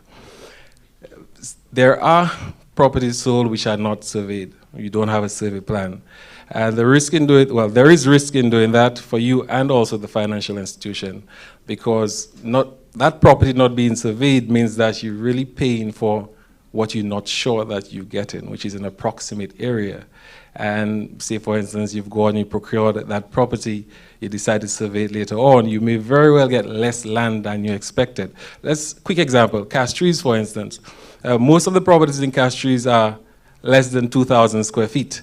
So in the land register, it is noted that the area is less than 0.02 hectares, which is just under 2,400 square feet. But in fact, most of those lots are less than 1,000 square feet. So imagine that you've paid at a minimum $300 a square feet for 2,400 square feet. When it's really 1,000, you would have paid in excess of $300,000. Just keep that in mind. So the fee you would pay a land surveyor is well worth it when you consider the risk to you and the financial institution. Land surveyors also update boundary lines and prepare sites for construction so that the legal disputes, such as encroachment, are prevented. The attorney will tell you that it happens. And encroachment, there are serious implications to you and also the financial institution if you've encroached on someone's property. Remember, the institution invests in you by lending you funds to build. There have been instances where persons have encroached on the neighbor's property and they've had to demolish the structure. So just bear that in mind. Let's then look at a valuation surveyor. The valuation surveyor prepares valuations of different types of properties, be it land only, land and house, but residential, commercial, or industrial, for various purposes, such as for sale, purchase, leasing, financing, and acquisition. The valuation surveyor also advises on investments, development, and management of properties. The quantity surveyor. The quantity surveyor is one of the team or professional advisors within the construction industry. As professional advisors, the QS estimates and monitors construction costs from the planning stage to its inception or to its completion. Quantity surveyors have a number of roles during the construction or renovation process. They utilize various techniques to establish budgets and to estimate values or monitor costs. Quantity surveyors with the relevant training also practice as valuation practitioners, performing similar roles as a valuation surveyor.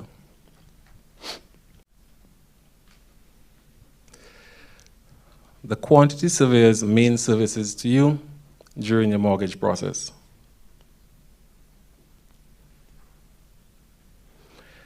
Generally, when you approach or you've engaged your quantity surveyor, he or she will provide those main services to you during your mortgage process.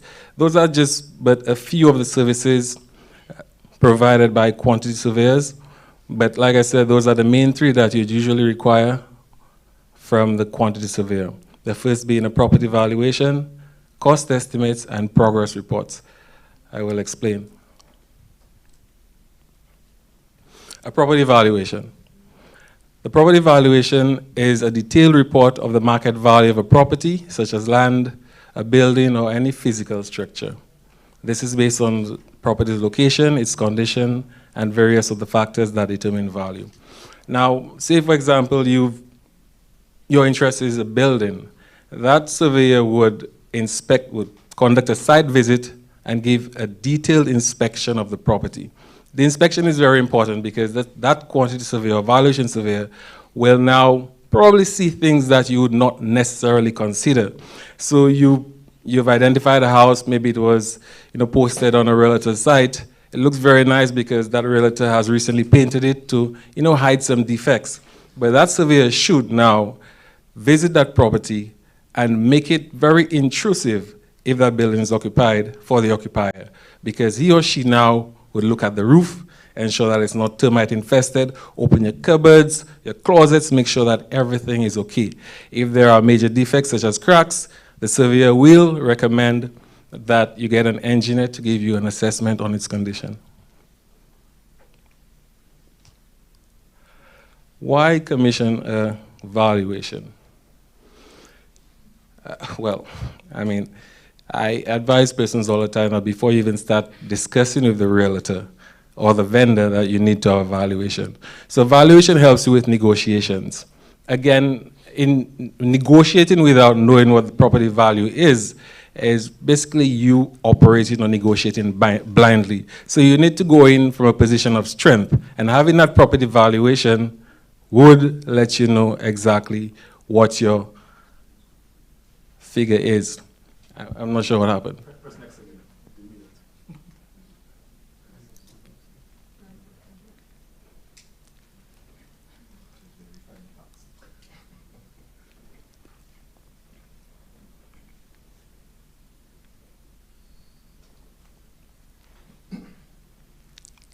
All right, this is not me.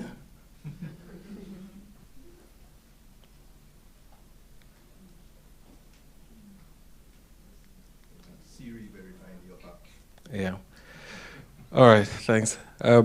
So moving on, the valuation is necessary for mortgages. A property valuation is important to aid in determining the suitability of that property to ensure that the property has sufficient value to secure the amount of money being borrowed. I mean, nobody would want to invest in a house or land and pay more than it's actually valued. There's no equity. Everybody would want equity, and equity equates to the dollar and the dollar money. So you'd want to ensure that the property has sufficient value to cover that debt if you're using it to secure the mortgage.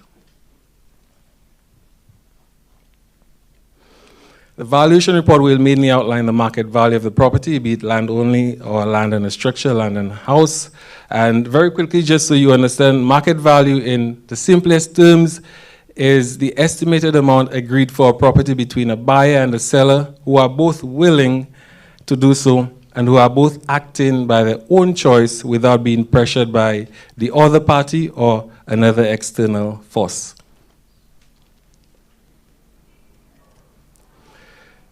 Other values which may be requested in the valuation report will include an insurance value for insurance purposes or projected value. The projected value is usually for when a loan is obtained for construction purposes. For example, if you say you already have that land, you've gone to the financial institution for a loan to build, that valuation report will now include the current value of the land. It will note the construction cost to construct that building, and we will then estimate what the value of that property will be on completion of the building. So the projected value of the property is the anticipated or future value of the property at a time when the works is anticipated to be complete. Second survey is the cost estimates. Construction cost estimating is the process of forecasting the cost of building a physical structure. The estimate is used to determine a project scope and practicality and to allocate budgets. I mean, nobody would want to start the process without knowing exactly what it's going to cost. So this is why you need the cost estimate as a guide. Why is the cost estimate important? Estimating in construction is important because almost everyone has a budget. It doesn't matter if you decide that you want to undertake your project by doing CUDME, you still need a budget. You need a quantity surveyor to come in and give you a guide on the quantity of materials you need, even though the contractor may be able to assist you with that. But the point is, you cannot start any bit of construction work without knowing or having a budget. Estimates are also used to narrow down a choice of contractor. No two contractors would give you the very same cost. Contractors have different expenses. Some of them, the overheads are higher. So when you decide to engage a contractor, it's always good to get two or three quotations just to ensure that you get the best value. But again, cost is not necessarily the only factor to consider when selecting a contractor. Jamal and Mr. Henniker has already touched on contractor selection. All right, the progress report. The progress report basically comes in after you've started your construction process. So the progress report is exactly what it sounds like. It's a report about how much work has been done on something. The report explains in detail how far you've gone towards the completion of the project. It outlines the activities you've carried out, the tasks to be done, and a summary of the project finance. So the quantity surveyor who'd gone to your site, it's just unfortunate that we only visit your site when we called on to do so. So we monitor the value or we assess the value of works. Although when we visit the site, we as construction professionals would observe and monitor to see whether the construction workmanship or the quality of works is appropriate. Quick example, just this week I visited a site. Well, we visited a site, and the contractor was in the process of pouring the concrete slab. It's a suspended slab. Suspended slab means you have the columns and then the slab.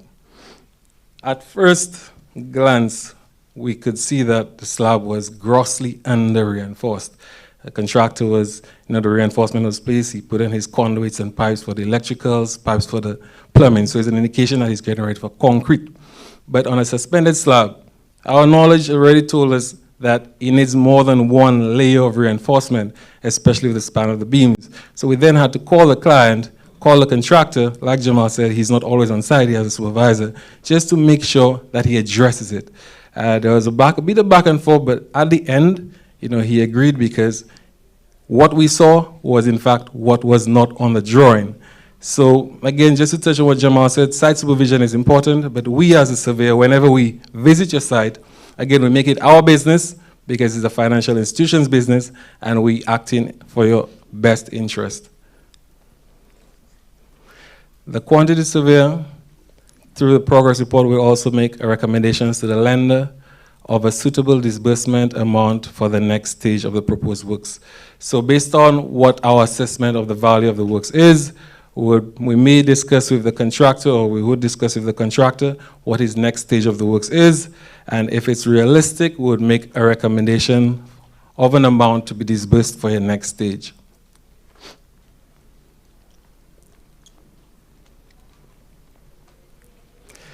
The progress report also reassures the lender that you, the borrower, is making progress, and that the project is going on smoothly, and that it will be complete by the expected date.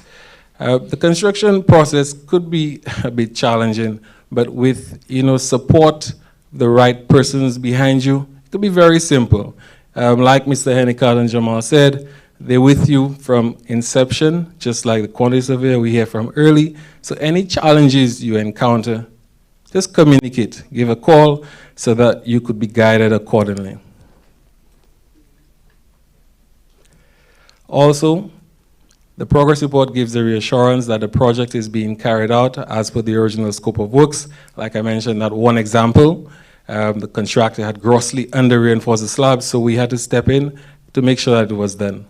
And it will outline, if applicable, any changes and the reasons for the same.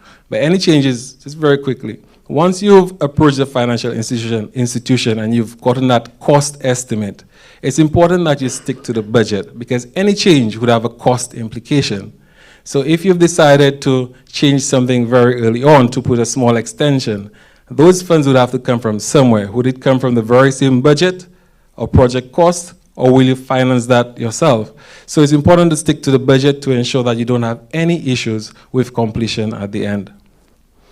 And the progress report also provides the borrower, which is with you, that with a guide of the total value of works done, so it can be compared to the total amount disbursed to the contractor. There have been instances, like said before, when a contractor has been given a certain amount of funds and the value of works is not seen on site. So as far as that, some buildings have remained incomplete. So again, the progress report is important to guide you and to protect you, and also the financial institution. Just quickly, the progress report provides the lender with a brief look at some of the findings or some of the work of the project, and it gives all parties a chance to discuss any unforeseen problems in the project and possible solutions. So again, the progress report will explain or outline how much work is complete, what part of the work is currently in progress, what works remain to be done, what problems, unexpected things have arisen, how the project is going in general, the value of works, and the cost to complete. Again, you are not alone. So any challenges, consult your quantity surveyor, your architect, to help guide you and address any challenges. Okay, your first step. Earlier, and this is by no means to contradict what Mr. Hennicott said, and I am not taking the bank's side. I am not taking sides at all. But my opinion on the first step is different, and it's with reason. In my opinion, the first step, before you go property hunting, before you commission evaluation, before you get excited and start designing with the architect, is to know your budget. Know your budget. I mean, too many times, clients have come with very good designs, with large master bedrooms, a swimming pool. We've prepared that cost estimate. They've taken it to the bank to come back to us because that cost is just too high. It's not our fault. At the end of the day, cost is cost. So the client comes back and asks whether we could reduce that cost. Impossible.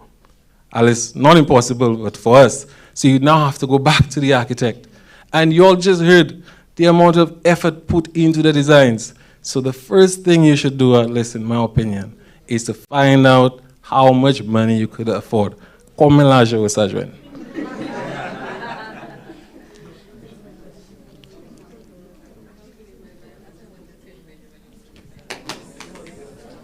It's not broken.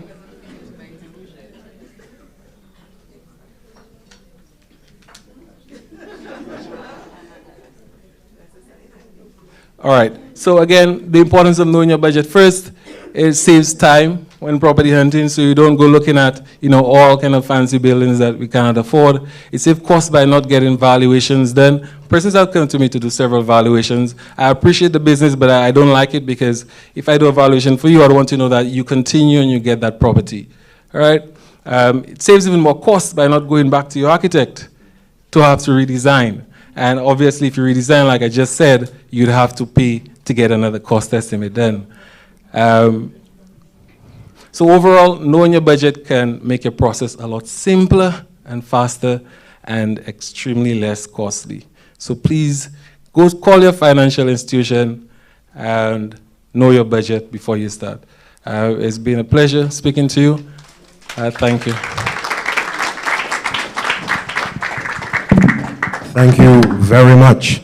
Just to recap some of the key thoughts, a home is one of the most important investments that you can make in your life. Home ownership starts with a dream. Remember what you can afford. Engage your banker, engage your architect, engage your quantity surveyor, engage your contractor. It's about engagement, obtaining, and knowledge is power. And that is why we're here today, to give you as much information as possible. We're moving along in the agenda. Okay, well, we will hold on for that. Just a bit of a reminder, make sure that you write down your questions. We're looking forward to a very good engagement. And also, just to add on to what Ms. Johnny Labanat presented in the beginning, if you never heard of Home Sweet Home, please ensure that you find out about it today. After we leave here this afternoon, please make your way, if you have not done so already, to the 3rd floor. We have most of our presenters who will be joining us downstairs as well. And we have a number of exhibitors. I believe we have 20+ exhibitors on the 3rd floor, involved in every step of construction, right down from materials all the way through to roofing and what have you, right down to insurance. So feel free to make your way there.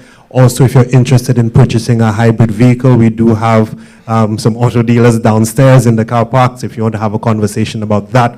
Because when we talk about financing a home and financing your dream, we also talk about car ownership, home ownership, land ownership, and ensuring that you fulfill that vision. Are we ready, our technical team, for the next presentation?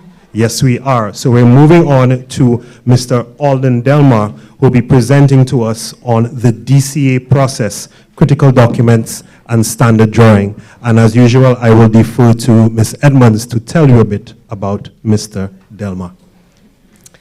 Alden Delmar is a registered architect employed with the Government of St. Lucia's Architectural Section for the past 15 years. Delmar's career as an architect began after completing his studies at the University of Camagüey, where he attained a Bachelor of Architecture degree. He later earned a Master's in Project Management with distinction at the University of the West Indies. Delmar also holds a Specialist Diploma in Urban Environmental Management. As an architect, Delmar designs and oversees the construction of public infrastructure. He also enjoys designing commercial structures and private homes which are environmentally sustainable. His design philosophy adopts a fusion of culture and materials to produce architectural solutions that use minimal energy to accomplish comfort and protection for occupants. So we welcome Mr. Delmar, and he will be presenting on the DCA process, critical documents, and standard drawings. Thank you. Thank you, Bank of St. Lucia, for inviting the Ministry of Planning into this discussion. I am here representing the Ministry of Planning, and as that, the DCA right now, although I do not work in the DCA, so if you have any gripes with them, it would not be me. I am a representative, a decoy.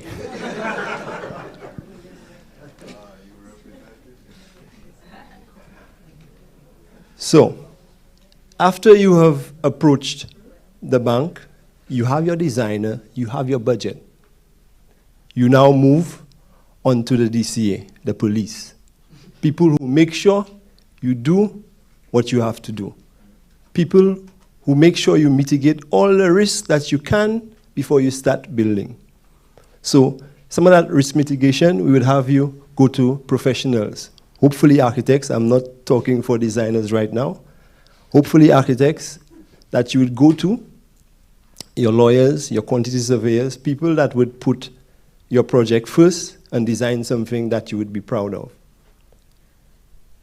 You come to the DCA, well, not you, your designer, your architect would come to the DCA. We do not expect you to know all of the things that I'm going to present to you. We just hope that you choose the right person that will allow that process to go through seamlessly. People say DCA takes a lot of time. Your designers take a lot of time when they do not know the rules. So let's move on. The first thing that you need to get after your designer is your land documents. Now, your land documents would be the same documents that are also called papier. Your grandparents will have them by their passports under the mattress. So the first papier or land document would be your land register. It's shaped almost like a birth certificate. And 8.5 by 14 print. What it does, it shows the owner, the title of that property, the owner of that property, and also the size of the property. Behind it, I was told that it has a lot of debt. But with the DCA, we only look at the front. So then we go on to the topography. The topography shows existing buildings and also the shape of the land. If it's hilly, if it's flat, we see that. These lines right here. Oh, there's a pointer, sorry.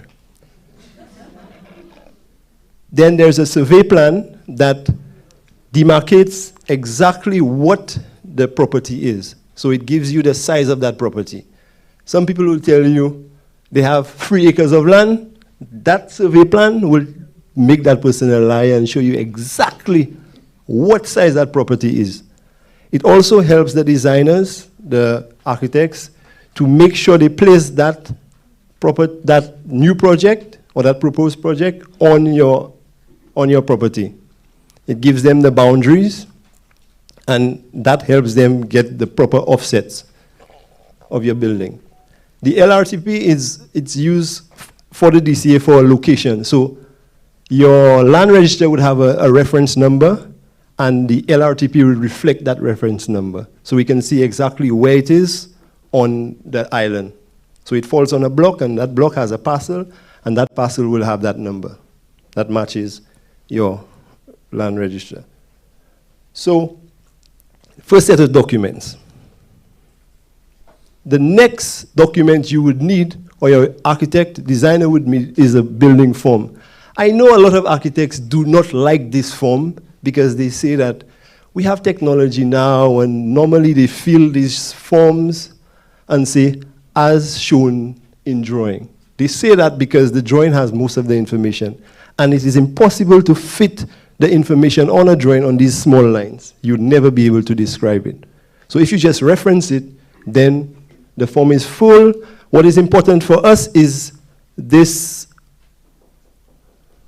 signature of owner and address and a date. So that shows the time that you brought your drawing, and that shows us how much time we have to have these drawings in there to have it processed.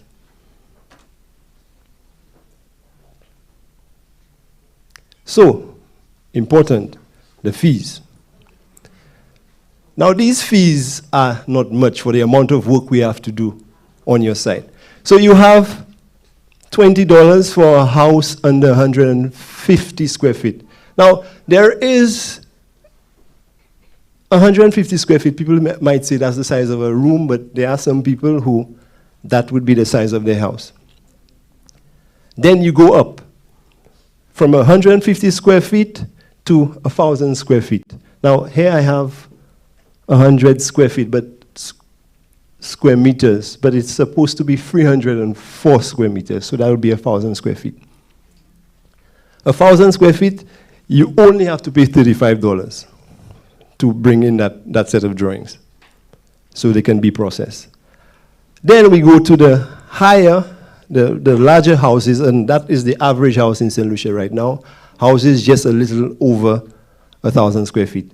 From that time, when it passes 1,000 square feet, you have to pay at least 15%. So if you measure it, it's 15 cents per square foot, 15% of that would be in dollars. So 1,000 square feet would be $150. So you can have your drawings processed. After you have paid this, please tell your grandmother, tie the dog, tell your security who is looking at that site for you that somebody will visit that site. Because we've had issues where an officer goes to do his job, and then a grandmother says, "Howard cafe ale 30 wine where?" And then we end up in problems because of that. So after you've done that, you could, in about a week, somebody would visit your site to see if what your drawings say are true, and if there are any errors on that.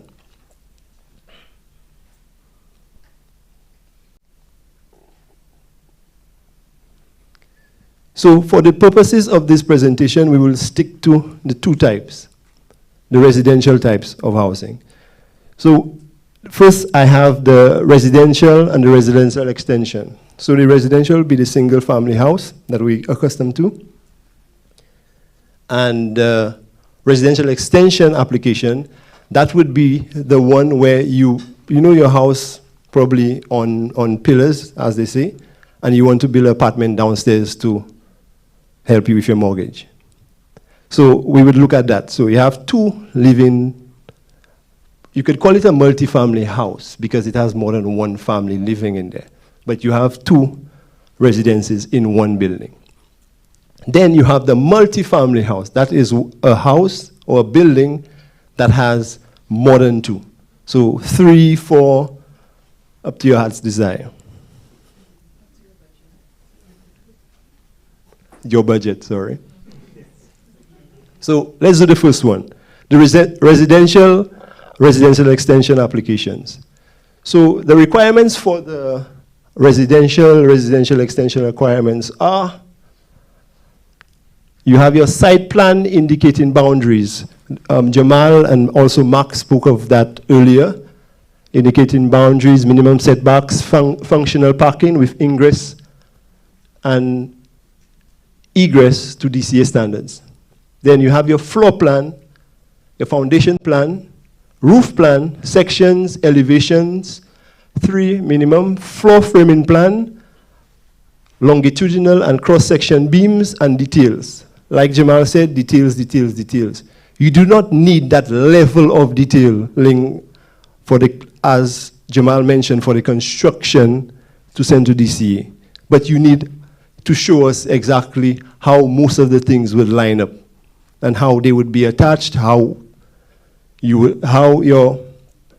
person that you have hired would be able to construct these things, like your staircase, your timber connections, your foundation. And for these, sorry, like I said, there are two. So for these developments, let's start with your first residential. That's the one without the apartment. So that one is relatively easy. You would come in and you would need the architectural certification in that instance. If you have an extra apartment, you would have to stamp that, certified. Also, if that structure exceeds 2,500 square feet, and at the price of construction now, that is very rich. We have the engineering certification.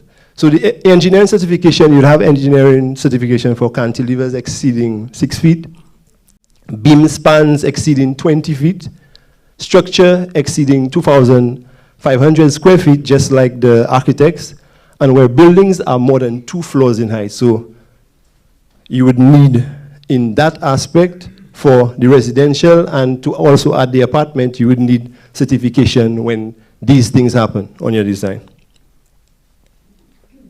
Then we go to the other multifamily building, that is the apartments with more than 3 sets of living spaces.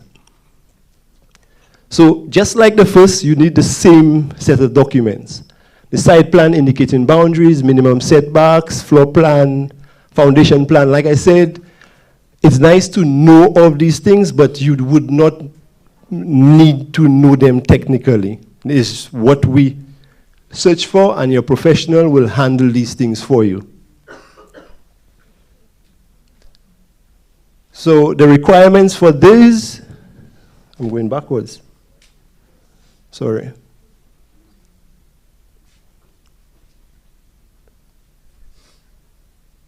Okay. Requirements. So this is certification from locally registered professionals. Okay, let me see this.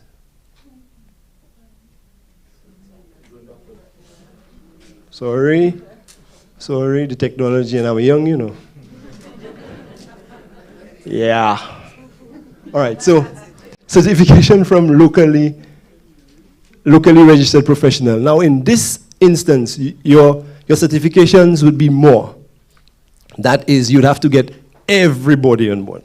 When I say everybody, your architects have to come in there, your engineers, fire, health. So let's see. Your architectural certification so in this instance, DCA passes all liability to architects and engineers and all other professionals. So you would have to bring in the architect for your architectural component of your structure, your engineer for the structural component, your electrical engineer for that component, and approval from other regulatory bodies. Now, these regulatory bodies, you'll have the traffic management plan approved by the Department of Infrastructure, your solid waste plan approval by the St. Lucia Solid Waste Management Authority. Your recommendations from fire, that is very important, and your public health. They will tell you the size of your septic tanks because of the amount of people you probably may put on a small piece of property.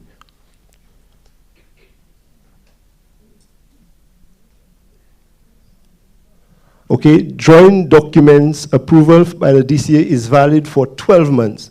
So after you've done all of that, you have 12 months to start construction. Normally, people would start construction probably 5 days after they get the approval. But you still have 12 months before you start. If your drawings expire, you do not have to go through the entire process. You would have to send the set of drawings. You don't have to go to fire anymore or solid waste. You can send this set of drawings back to the DCA, and they would advise you to have these things approved the second time. And with that, this is the end of my presentation.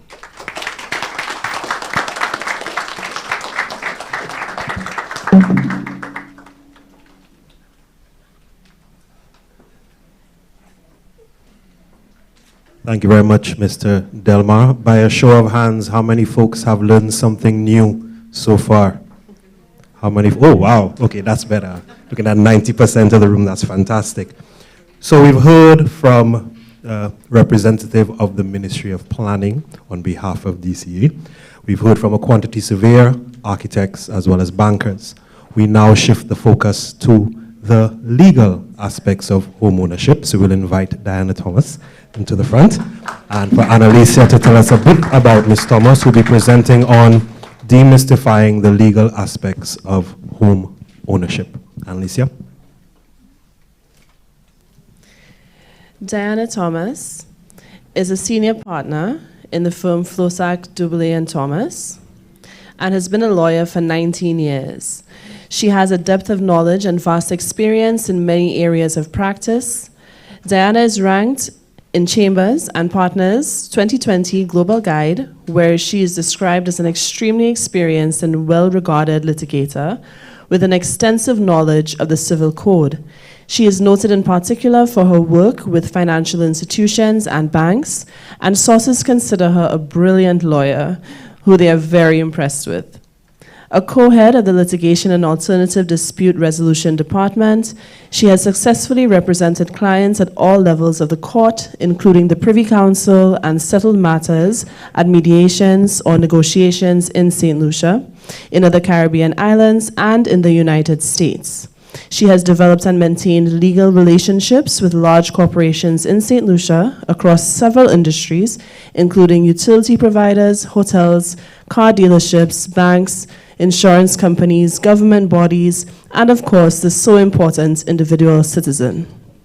Diana advises extensively on commercial, banking and finance matters, probate and administration, employment and labor disputes, and regularly represents receivers and liquidators in insolvency matters. She has been appointed to act as liquidator of a local company by the Eastern Caribbean Supreme Court. With a special interest in the law of trusts, she has unparalleled expertise in the area. She trained with the late Hilfa de Turville QC as an associate attorney at Caribbean Law Offices and subsequently rejoined him as a partner de Turville Thomas & Co. after an 8-year stint at Peter I. Foster and Associates. Diana maintains a pro bono practice and is a registered provider with the Legal Aid Authority. She also recently served as acting master of the Eastern Caribbean Supreme Court. So please welcome Ms. Diana Thomas. And she will be presenting on demystifying the legal aspects of home ownership. Thank you, Alicia, and thank you, Bank of St. Lucia, for inviting me to assist you, and I hope that I can, in demystifying the legal aspects of home ownership. I would wish to join the debate, Mark, and I would have to disagree. And I will say that your first step should be to know your budget. And part of your budget is to make provision for the legal fees. The legal fees involve not only paying your lawyer, but the governments, well, in all countries have realized that some taxes could be paid towards functioning of the country, building roads and schools in the mortgage process. And so the government also collects taxes through stamp duty. The stamp duty on the purchase of a property is 2% of the purchase price of that property, and the stamp duty on making a mortgage is 0.25 or 0.25%. So it's very important that when you start the process, you go to pre-qualify, you ask your lawyer, can you check with your lawyers as to how much we have to pay for this mortgage, or how much we have to pay to purchase this land, and all of these other matters. So it's very important that you know your budget.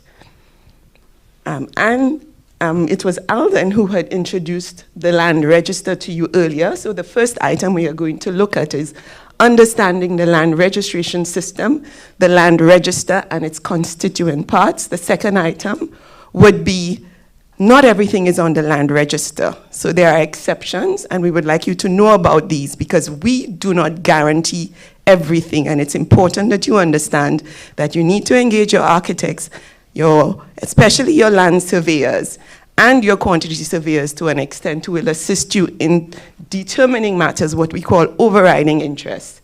The third one, I will show you what a hypothec looks like. We call it conventional. Conventional is just a fancy word to tell you that it's by agreement. And the fourth item, we will just go through a summary of what involves in making a mortgage. So the land register. The land register has 3 sections: the property section, the proprietorship section, and the encumbrances section. This is what it looks like. Alden had shown you. Unfortunately, I have to disagree with Alden because if your grandmother has a land register under the bed, you need to discard it.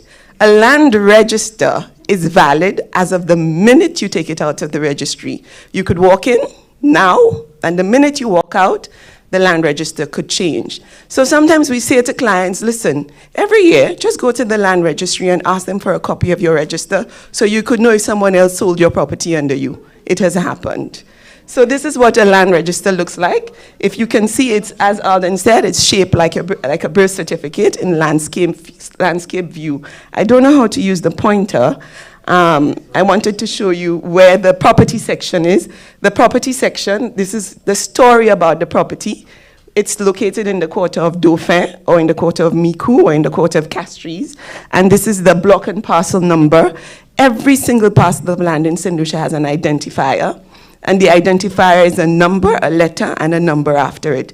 That number and letter is called the block or map sheet number. And the one after it is the parcel number. The next item you will see, the registration quarter, and name of parcel is usually the survey designation. Every single piece of land that is surveyed has, again, a unique identifier, and this is what you will see. And the last item is the approximate area. Do not trust this number. This number is almost arbitrary. And what it is during the land registration and titling project back in 1985 to 87, where they were attempting to register all lands, they said to people, we'll go around and give an approximate value that is in hectares. So until your land is actually surveyed and the boundaries are fixed, you cannot trust this approximate number here. And then the next section you have in the property section, you will also see appurtenances. Again, it's a fancy word to say what rights you have in addition to owning the land. So there you will see information about roads, where you are entitled to pass. You will also see on the left side whether it's absolute or provisional. Absolute means you own it outright. Provisional means it's not yet yours to deal with, and there are things you can do to get it from provisional to absolute. And then the proprietorship section, again, proprietorship is a fancy legal word for owner. Who is the owner?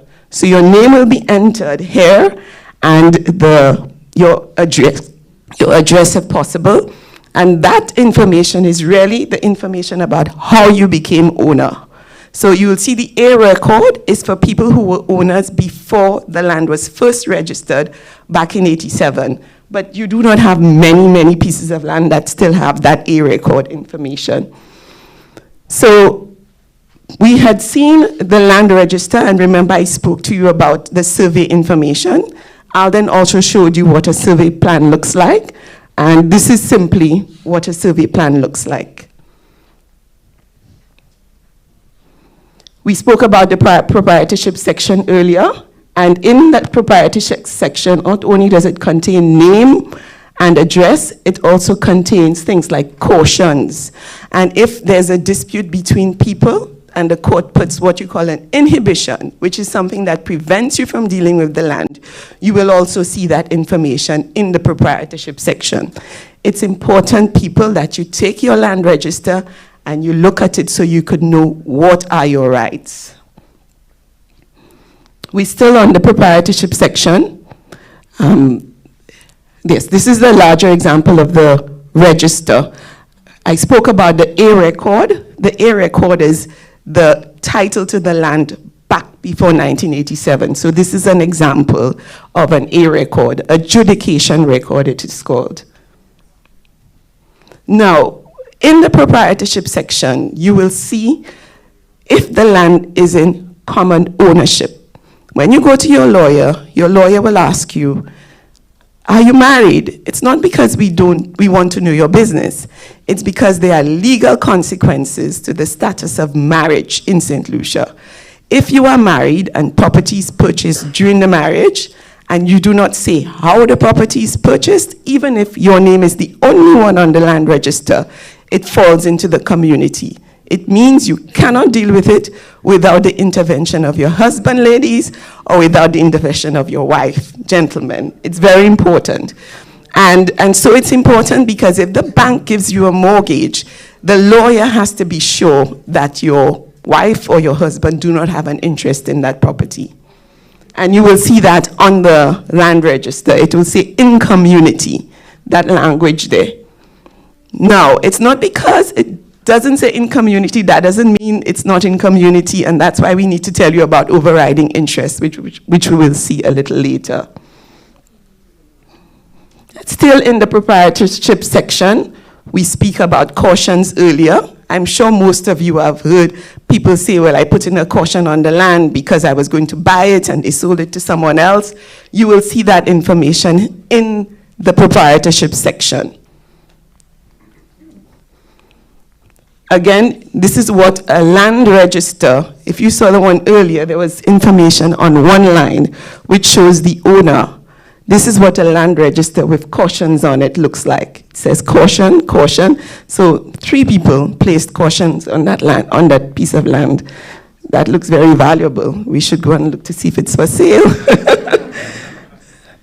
Yes. Alden told you at the back of the register, there are debts. And it's true to a certain extent because there are other things at the back of the register. And at the back of the register, you will see things like leases. You would see that in commercial properties. So Bank of St. Lucia's building, for example, is a commercial financial building, and it contains people who are not members of the Bank of St. Lucia staff working. These people most likely have a lease, and sometimes they have a long lease. If it's more than 2 years, it has to be registered. You will see it at the back of the register. It also has servitudes. Servitudes is a fancy word for things like rights of way. If you own land and somebody has a right of way on that land, that means the person has a right to pass and repass, and you cannot stop them from doing so. So they can register it against the back, and you will see it at the back of the register. And there are other things that you can see there as well, restrictions.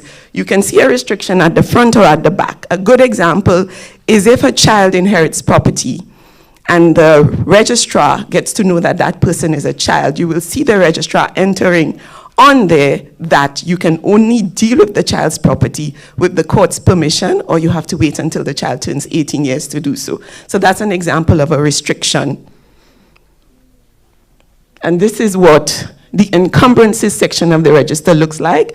At the back, it says hypothec. The hypothec is a fancy word for a mortgage. And you will see there's a judicial hypothec. That is if you have a debt, a judgment against you. That will affect your ability to get a loan because it diminishes the value of the property or the equity that might be available to the bank if the bank is selling. And we'll see how the bank can arrange to sell your property later on. The next item that we want to tell you about is what your hypothec looks like. It can be called a hypothec, a hypothecary obligation. It's the same, it's a mortgage. So on the cover of the hypothec, you will see the registration quarter, you will see the map sheet or the block, and you will see the parcel number. The name of the bank is the first redacted item you will see, and the person who is the borrower or the mortgagor comes after. So this is the front of a hypothec. Now, a judicial hypothec, remember we showed you the register at the back. It shows if you have a judgment, this is what the document that the lawyer fills out to get the judicial hypothec registered. And a judicial hypothec arises from a case that is filed in court, and they say you owe someone money. That affects your land. If you get land after the judgment, it affects that land. So it's important that you make every endeavor to pay your debts. We spoke about other things, restrictions on your ability to deal at the back of the register. This is another land register encumbrances section. It says subject to restrictive agreements as listed in deed of sale. So there's debts and there's restrictions on your ability to use it. And restrictive agreements, I should tell you, I will show you as well, is things like if you're living in a development that prevents you from hanging clothes outside or building more than one building or using the property other than as a residential home, these are the things that we call restrictions against your ability to use your land. And this is a very interesting register because that register has a servitude, which is a public pedestrian right-of-way. So back in the day, people didn't have vehicles. They walked everywhere. And sometimes people acquire rights because they've used it for so long, it has become a public right-of-way. So tell your grandmother the people who have been passing under her house back and forth for the last 30 years, these people have a right to continue to pass there because it was claimed during the LRTP. Then you have a private pedestrian right-of-way. It's private because it belongs to one other person who's not the owner of the land. And then you have a hypothec, which is, again, your mortgage. You also have a variation. So if you go to the bank for more money, the bank will upstamp. You've heard that language. So it's actually just varying the existing hypothec. And this person was very good because there was a third hypothec. Maybe the child took a loan and they paid it off. So you see a line going across it here. And then they took another smaller loan, maybe to do something else, so there's another variation. So the register at the back will tell you everything that has been going on with this property for some time. This is the map sheet, or each map sheet contains each parcel of land. So this is an example of a map sheet. Alden called it the LRTP, and it shows the pedestrian right-of-way we referred to. It has the line, you see the dotted line going across. So when you pick up a map sheet and you see that on it, it has a P, it's a private pedestrian right-of-way. And if it has a V, it's a private vehicular right-of-way, sorry. Then we have another example of an encumbrances section. So you can, have a look, be aware. Sorry. And this is your deed of sale. We redacted most of the information on it, but we left the famous Hilford de Turville Alexander. He's passed on from us. But this is what your deed of sale looks like. Again, somebody sold land to another person. It must always have that information, the block, the map sheet, the parcel number. It will give you, on the cover, a little bit of information about the property, the size in square meters or square feet or acres, or the approximate size in hectares. It will give you the price of the land, and that's important for Inland Revenue purposes, because when they place the stamp on it, they usually use the information on the cover which would match the information on the inside. The inside of the deed, you will see a description of the purchaser, a description of the vendor. In there, you will probably see if the person used the power of attorney, as that person did, because they're not in St. Lucia, to carry out the transaction. And you will see the restrictions we spoke of earlier. So you can't hang your clothes outside. You cannot keep livestock except house pets. All of these things can be contained in your deed. And it's important because in some developments, your neighbor may not want to be hearing 10 dogs barking. And if you do that, then that gives them a right to be able to sue you if you have more than two dogs. So these are, and then you will have the schedule in the deed which describes the property. It gives you the location, as in what's on the map sheet. It will give you the size. And overriding interests, what we spoke about, this is very important. If you're buying property, you would need to identify the boundaries. You would need to identify whether there are servitudes. Your lawyer will not do that for you. Your lawyer will not visit. You have no right to sue the bank because the bank does not visit. You came to the bank to borrow money, and the bank is saying to you, I'm going to lend you that money, but you must give me collateral security. It is your responsibility to ensure that the security you're giving to the bank is good. That's very important. So if you are living, for example, if you're buying property from somebody and you go there, you will visit, there's somebody living in the house with them, you need to ask the person, what are you doing there? The person will say, well, I'm his wife, hands off, if he doesn't involve his wife in the process. You will see Lucelec poles. You can't buy the property and then come tell Lucelec remove the poles because there's an overriding interest, electric supply lines. You'll see a road passing. You can't buy the property and afterwards and say the road is too close. It's an overriding interest.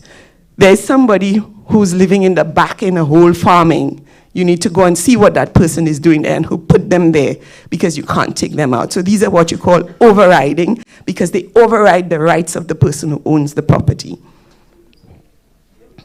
So the last thing we want to go through is items that are in a mortgage.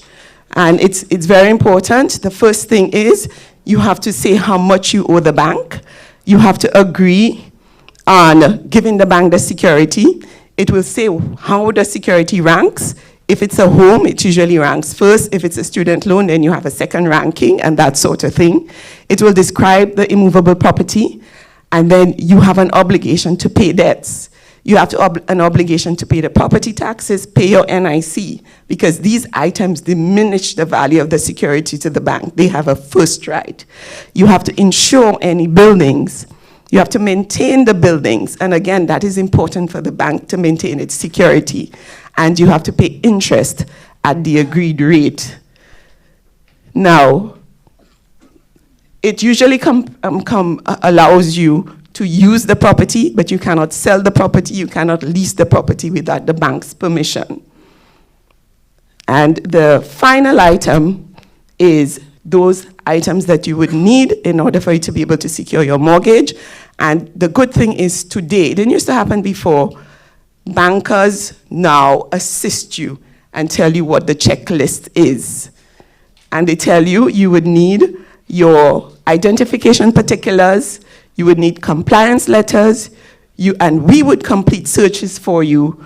We would assist you with execution of the deed of sale, and we would give an undertaking.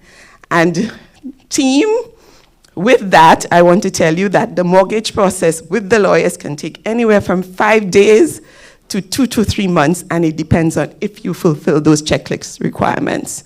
So we will take questions later, and I thank you.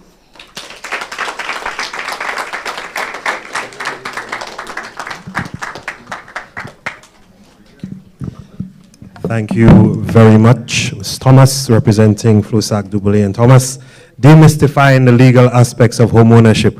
Let's try that again, because I know you've been sitting down for quite some time. Raise your hand if you learned something new today, and then lower your hands and a round of applause for Ms. Thomas. Okay, thank you very much. You have been a fantastic audience thus far. We are now shifting gears to our final presenter for this session, and then we'll open up the forum for any questions you have from the bankers and all the other presenters here before you today. So the last presenter will be presenting on powering your home with renewable energy. And I will invite Mr. Henry to the front. And while he does that, of course, revert to Annalisa for the last time to introduce Mr. Henry. Hayden Henry, like Omari mentioned, is representing Cyan Energy today, and he will be presenting on powering your home with renewable energy. He has been with Cyan Energy from its inception and provides technical expertise on the design and installation of solar PV systems and education. His professional background is in civil and environmental engineering with a passion for sustainable development and climate change. He has approximately 8 years of experience in supervising, designing, and costing infrastructural projects in both the private and public sector. So we welcome Mr. Hayden Henry. Hi, good afternoon. Thank you so much. I'd like to extend my gratitude to the Bank of St. Lucia for having me as a guest speaker to undertake this topic of power in your home with renewable energy. So again, my name is Hayden Henry, and pleasant good afternoon to everyone. Okay, we're going to start it off with a few definitions, basically tackling the concept of what is renewable energy. We hear this word a lot, but a lot of people cannot really understand what we talk about when we talk about renewable energy sources, right? So renewable energy is generated from natural sources, such as the sun, wind, biomass, and water. These renewable energy sources are naturally replenished over time through the Earth's natural processes. It's often referred to as green energy and clean energy, as this process of generating energy from these renewable sources emits hardly any greenhouse gases, right? Unlike fossil fuels like coal and oil. Moving away from these traditional energy sources is a key step in combating the effects of climate change and preserving the planet for future generations. The time to act is now. So let's just look at some renewable energy sources that are available for power in your home, right? We have solar power, solar heating, air source heat pumps, wind energy, biomass systems, and hydroelectric systems. For the purposes of this discussion, as previously introduced, I'm going to be focusing on power in your home with solar PV systems, right? Why is it important to consider renewable energy for your home? Choosing renewable energy sources for your home, electricity, and heating affords the following benefits: potentially lower energy costs, improving the sustainability of your home, lowering your carbon footprint. These systems also, they require very little maintenance, right? And they won't need replacing for up to 20 years after installation. So let's go in depth and talk about the processes and how the solar PV systems generate power for your home.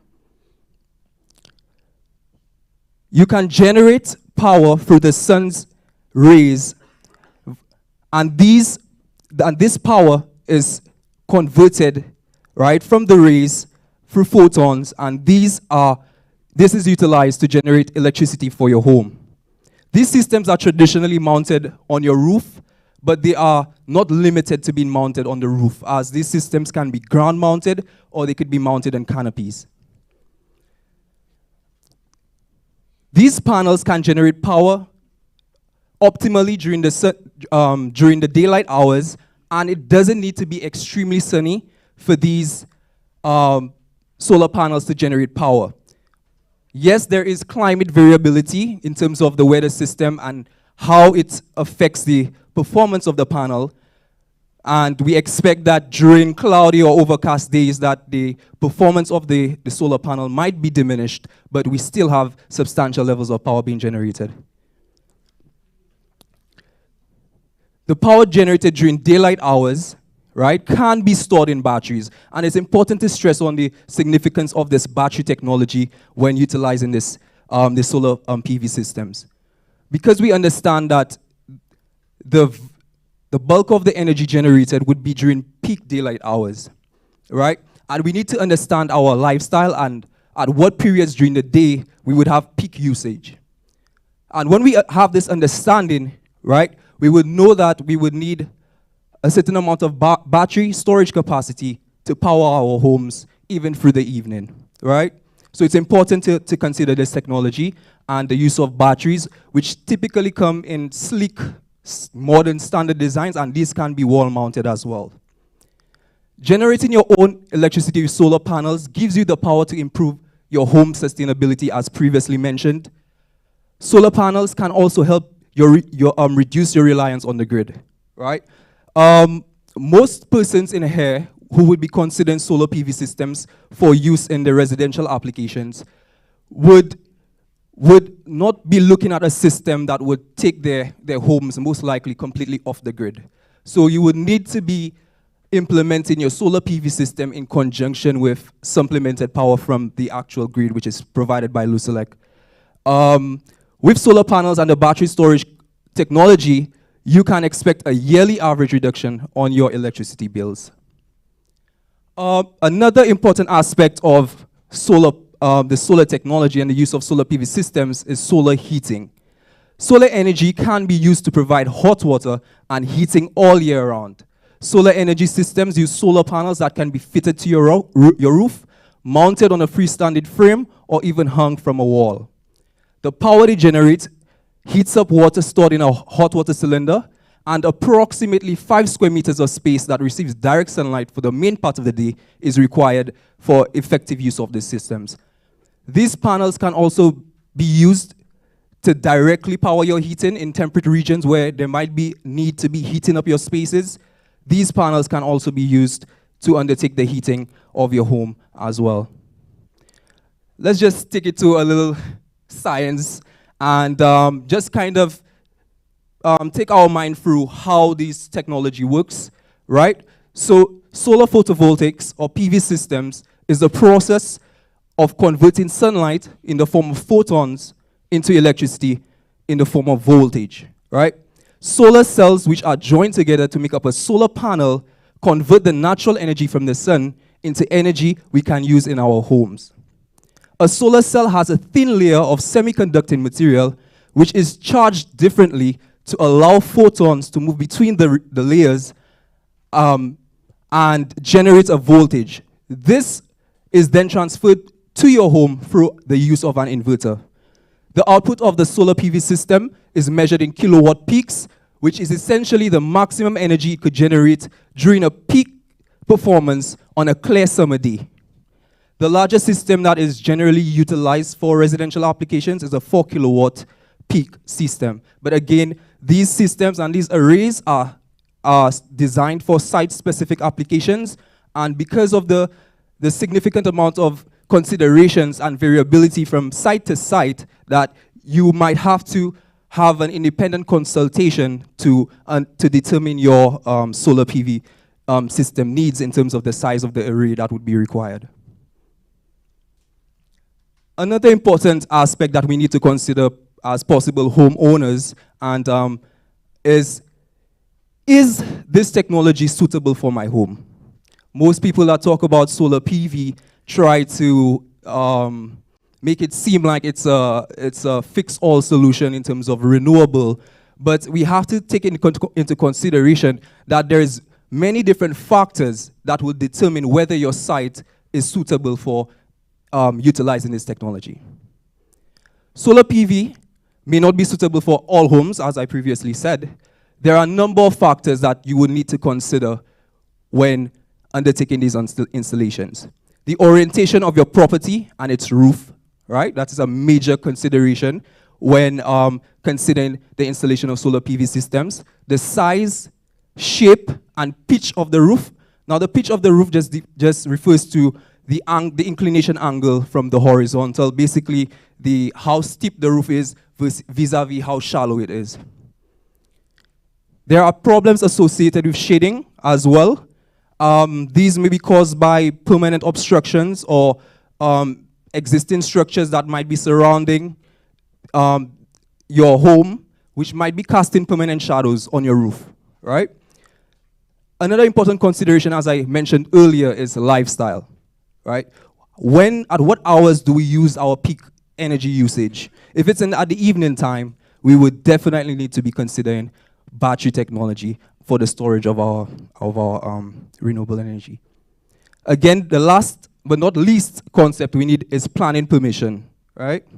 Or permission from any regulatory authority that might have jurisdiction. So we're going to go into depth and we're going to look at the importance or the significance of the orientation of your property and its roof, right? So solar PV systems works best when facing south, southeast, or southwest. A solar panel can still capture indirect sunlight, right?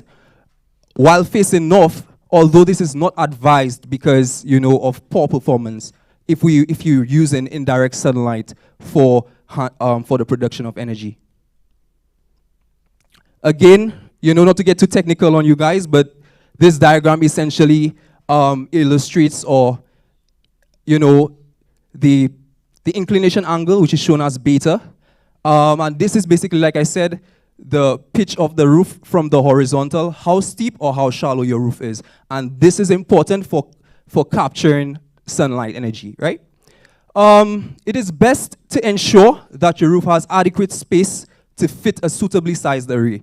And as previously mentioned, each array would vary for site-specific conditions and the energy demand for the structure being considered. The pitch of the roof is also important and should be between 30 and 40 degrees to ensure it can capture enough solar energy. The angle of the roof can fall outside this range and still generate electricity effectively. Solar panels can still absorb sunlight even when horizontal. However, if you have a pitch of 12 degrees from the horizontal, it won't be able to self-clean. Sorry about that, I just got a 10-minute notice and I'm not even halfway. So let's just speed up the presentation. Okay, another important question is my roof big enough for solar panels, right? Whether your roof is big enough for solar panels depends on the size of the array you want. Now, the array basically just depends on the number of panels you need in series to give you the energy output that you require.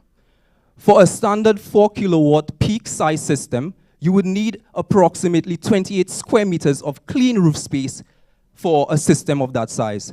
You should bear in mind any areas in your roof that may cause obstructions or interrupt the layout of your solar panels.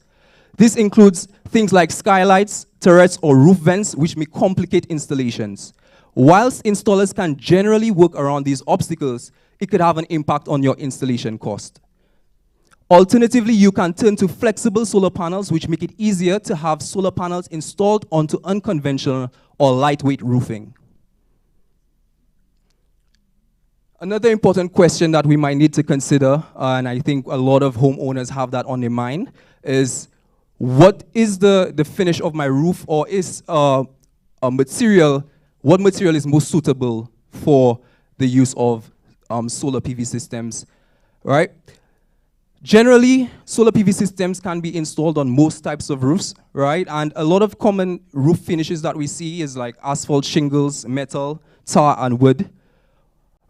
All of these materials tend to be generally acceptable for implementation of these panels, and any, I would say, any case that falls outside of these traditional situations would need to be assessed with a private consultation to have a professional come and look at your situation and help inform your way forward. Again, we're going to talk about shading, right? Shade can diminish the amount of power that the solar panels generate and even damage them. If your roof has a lot of shadows cast upon it for long time periods, you may want to consider alternative options like a ground-mounted system. Installers will be able to assess your situation, potentially perform a shading analysis, and offer advice on the best way forward. Lifestyle, right? That's another topic that we touched on a little earlier. We could expand on it. A solar panel produces energy most effectively in the daytime. Thus, it is critical to assess the times of peak power usage. There have been many advancements in battery storage technology which could provide a solution to this.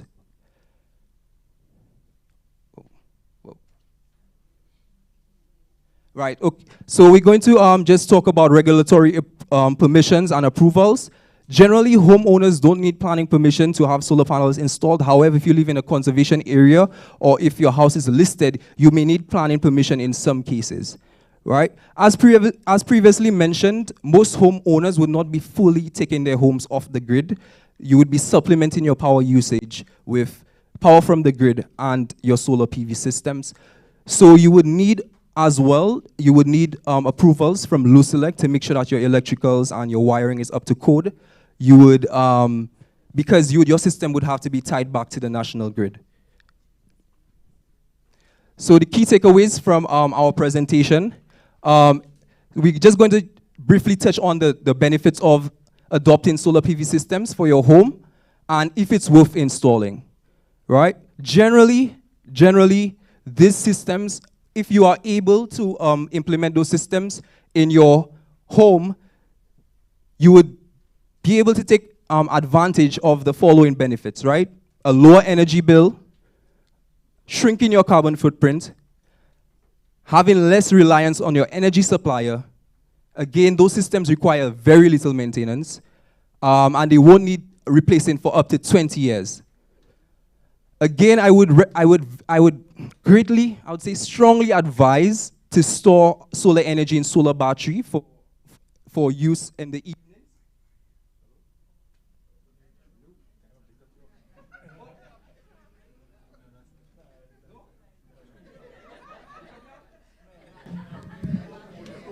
Oh, on. Hello, one.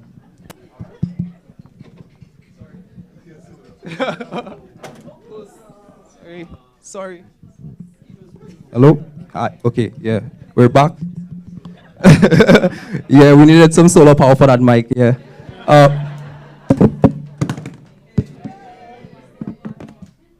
Yeah, no problem. So again, I would advise that everyone here who is interested in, considering renewable energy for their homes to take advantage of, the financing and the grants that's available through the financial institution, the Bank of St. Lucia. Okay, and there is possibility for future advancements, right? In the UK, there is legislation which allows for the reselling of unused energy back to the grid. So that is something that can be, a possible future legislation that could come into play into St. Lucia. So, if you have any excess power being produced, you could always make some additional savings by reselling your power to the grid. Again, final point before I close off. Before considering renewable energies, it's important to make your home as energy efficient as possible and reduce the demand of energy in your home. And that way you could make the best of the potential power output that you have, the power supply, and just being able to use that power efficiently through its design life. Thank you very much.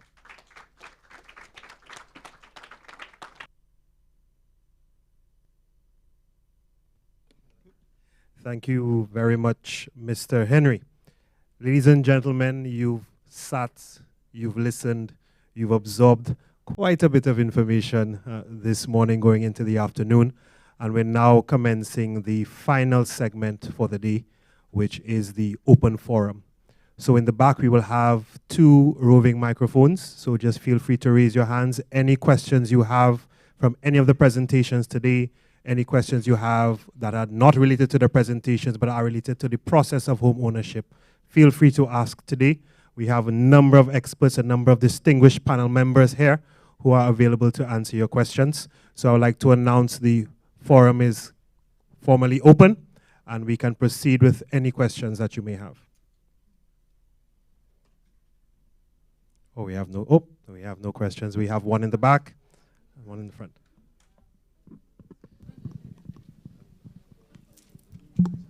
Good morning. My question is to Mr. Delmar. How soon can we anticipate that some of the services offered by DCA will be accessible through DigiGov?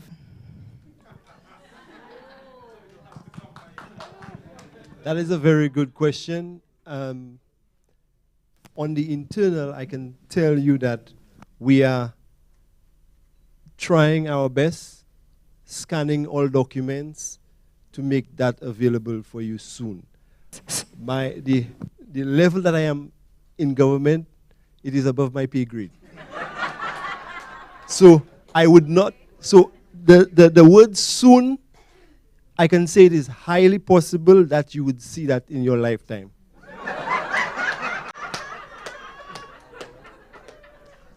But we are striving to have that, because DigiGov is one step, and the information that will be placed on DigiGov will help considerably everyone in the society.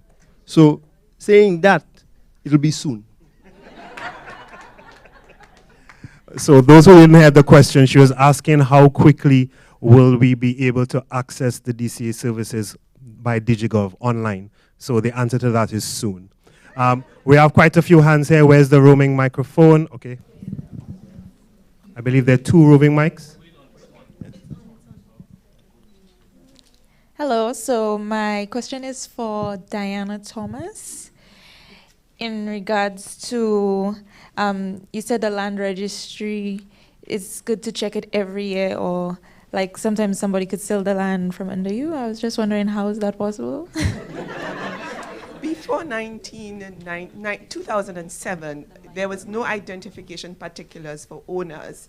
I was involved in a case where a gentleman, he was able to use his birth certificate, he got an ID, and then he went to a lawyer, produced his ID, I suppose, and did a deed of sale, and sold land in La Clery that did not belong to him. So it's through fraud, really.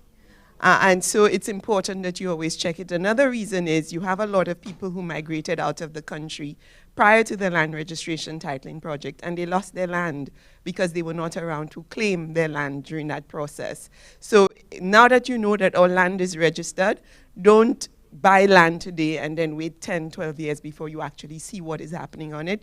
Go have a look at your land, have your surveyor just pick up the boundaries every so often to make sure somebody's not encroaching, and to check the land registry. Because your deed of sale rarely tells you how you became the owner, but the document that tells you that you are the owner is the land register. Okay, I hope that satisfies.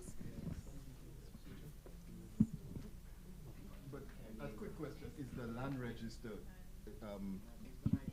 sorry, yeah, how can we verify that the land register is not inaccurate? You will not be able to, but what the land registration system brought to us is what you call indefeasible title. So the person who's responsible to ensure that very little fraud happens is the registrar. So whereas you will not be able to confirm that it's not inaccurate for sure, when you get it, the registrar stamps it, and that is how you know that in fact the land register is true. But as with everything else in life, there's always the 1% chance, and your register could very well just be that 1%. Yes?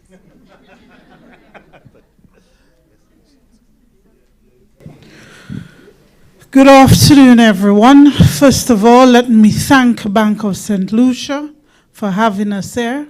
It's an opportunity a lot of young people are looking forward to, and I think it should be spread across the country, just for them to be a little bit more educated on property and lands and owning their own homes. The question I have is for everyone. Based on your experience, what would be the minimum amount if someone wants to own their own home? What would be the minimum in terms of costing if someone wants to own their own home?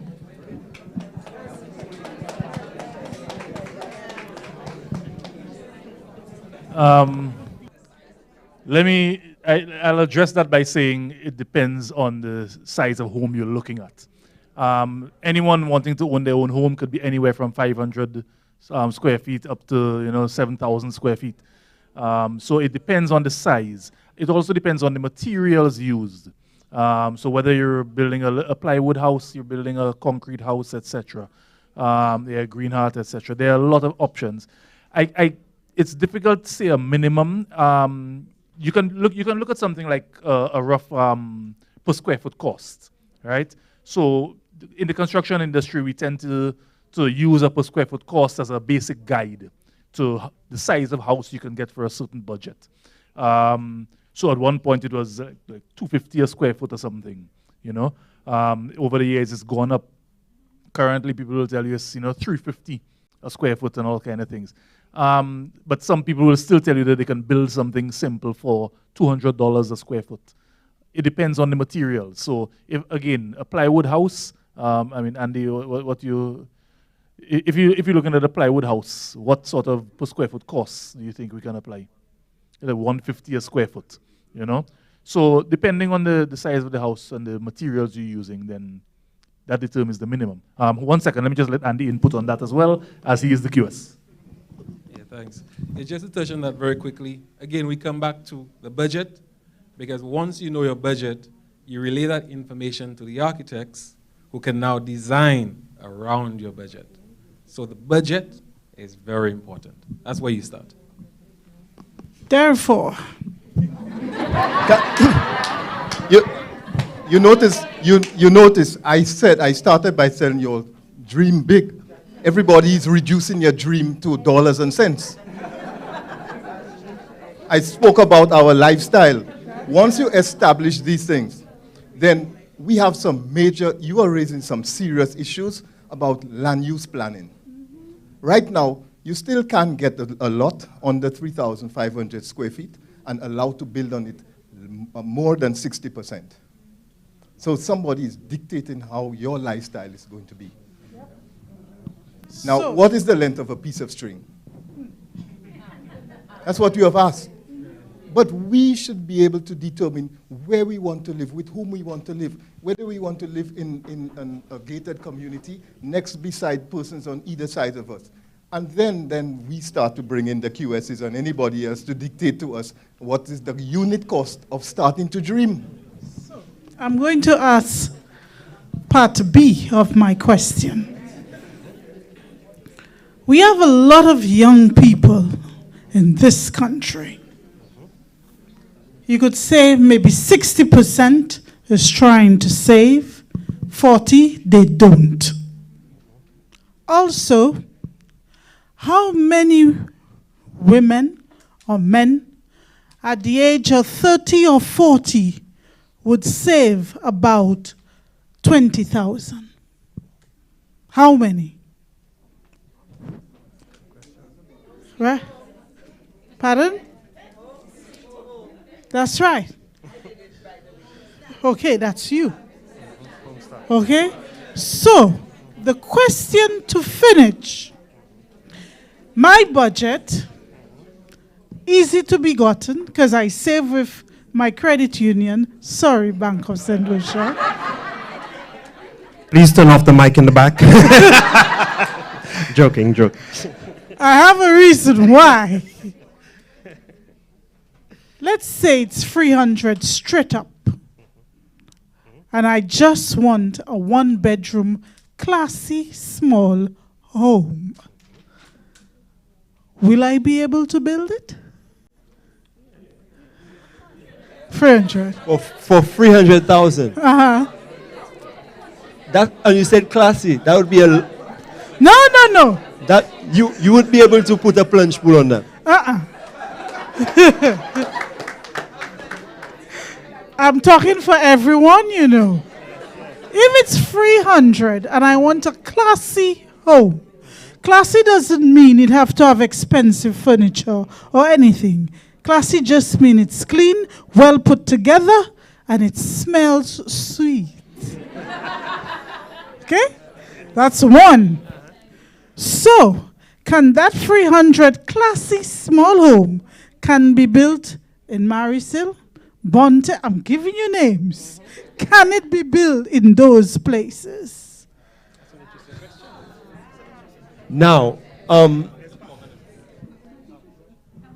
if you do not have a covenant on the property that you bought, that 300,000 can build a house in Bonte, because at the end of the day, construction cost is construction cost. You will build a house in Viewfort. What might change your construction costs is the availability of materials and transportation. You might build it next to one of the suppliers where all of your materials are just next door. So that $300,000 will probably go a longer way, closer to a location where you have the availability of the materials. Sand can be trucked in, concrete, all of that can be trucked in very easily.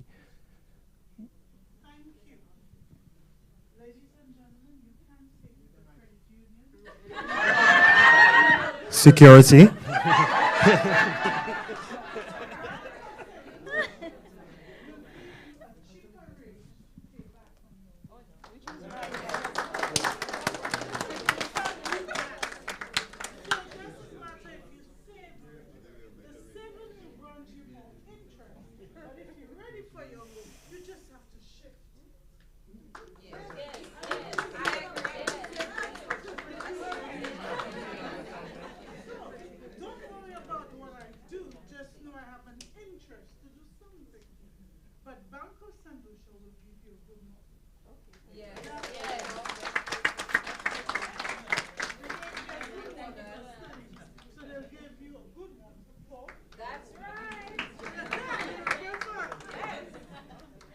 I just wanted to touch a little on the first question you asked. And your question was, what's the minimum, right? I would turn that around and ask you, what percentage of your salary would you want to commit to a mortgage? So how small can you go? Depends on how much you would like to commit on a monthly basis. So say, for example, you say, okay, I want to spend 10%. The maximum is 45%. Monet said it this morning. I want to spend 10% of my salary on a mortgage payment every month. So you come to the bank, before you go to these gentlemen at the front there, you come to the bank and you say, okay, my salary is $1,000. I want to spend 10% of that on my mortgage every month. We will work with you to show you how you can accomplish that house at 10% of your salary. So that's where you start when you're thinking about a mortgage. So I just want you young people here today to know that the place to start is come to the financial institution, come to the Bank of St. Lucia. We have all these beautiful people here. We will calculate for you what is going to cost you on a monthly basis. 40%? No problem. So what we will do for you, before you go to your architect and you go to your builder, we will work it out with you and tell you, based on your salary, you can afford to have a mortgage of $300,000, $400,000, whatever it may be. But you start there. And then you go to these gentlemen here, these guys, and say, okay, I want a house for $400,000 or $300,000. This is the quality of work I want done inside of that house. And they will work out something for you. Okay? So you always start with the bank. Don't come to the bank after you've had your house plan in place and it's going to cost you $600,000 and you know you can only afford $200,000. So come to us first. Thank you, Ms. Ratty. We have a number of questions. So, roving mic on this side of the room. While they make their way to the question, just a couple of things. One of the things I want to mention as well, after a 2-year hiatus, we're back with Own Your Home. The intention is not just to host it at Harbour Club and finish with that. Our next Own Your Home is slated for the south of the island in February 2023. So those of you who have friends in the south who are desirable of building, we'll be back with that very same activity in the south in February, and we're looking forward to engaging you more. But we move on to the questions, and I'll not do any shameless plugins or advertising anymore. Hello. Who goes first? Sorry. Afternoon to all. So the bank have granted me a loan of $300,000 to build my home. The construction process has started. And with what's happening now, cost has increased. Because I work in the construction industry and I observe steel going up by 45%. What happens then to me? I took the loan, I have started my construction process, and material cost has gone up by 45%. What happens now?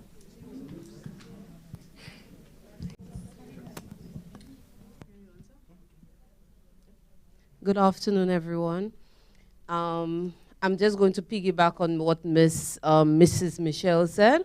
The primary thing, the first thing that you do is to seek the advice of your bankers. Now, what I'm going to add to what she said before I answer your question, when you come for your pre-screening, right, we are aware that the bank has a recommended benchmark for your debt-to-service ratio. When I say debt-to-service ratio, I mean the maximum debts that you can pay as opposed to your income. When it comes to a mortgage, it's true the bank's debt service ratio is 45% of your salary. When it comes to taking a mortgage, we would recommend that you reduce on that debt to service ratio. The recommended benchmark is 35%. And the reason why we ask you to stick to that minimum debt service ratio is to cover any incidentals. So what you said there, that means cost overruns. With the cost overruns, with a debt service ratio of 35%, it would allow for any unforeseen event. Like during construction, the cost of material goes up. There is leeway in your debt service ratio to allow you to get additional funds to complete your construction. Now, in the event that you've taken a mortgage and you've maxed out your DSR, it's at 45%. At the end of the day, we are your bankers. We have to work with you. This is the asset that the bank is holding. The bank cannot hold an incomplete structure, because when we gave you the mortgage, it was to purchase the land or to construct, whether it be to purchase the land and construct or whether it's just to construct. This is the asset that the bank is going to hold, so we cannot hold an incomplete structure. There aren't benefits in that for either you or your bankers. So at the end of the day, we have to ensure that we have a complete asset. So your banker would work with you, right, depending on your circumstances. But again, like I said, and it all goes back to your budget, It is always wise when you come into your financial institution for a mortgage, you do not max out your debt service ratio. Now, a lot of customers may think that in circumstances like this, we do not want to help them by encouraging them to keep the DSR at the minimum. It's because we want to cater for unforeseen circumstances like these. Cost overruns, you need a vehicle loan, you need an educational loan. We all may have kids. You want to assist your kids in going to school. You want to allow some sort of leeway in your income. Have I answered your question? No, they have, and I'm going to give them credit. Bank of St. Lucia, for the past few years, I have known Bank of St. Lucia. My last loan that I have taken in history was the loan to purchase my car with Bank of St. Lucia. Bank of St. Lucia, they can attest.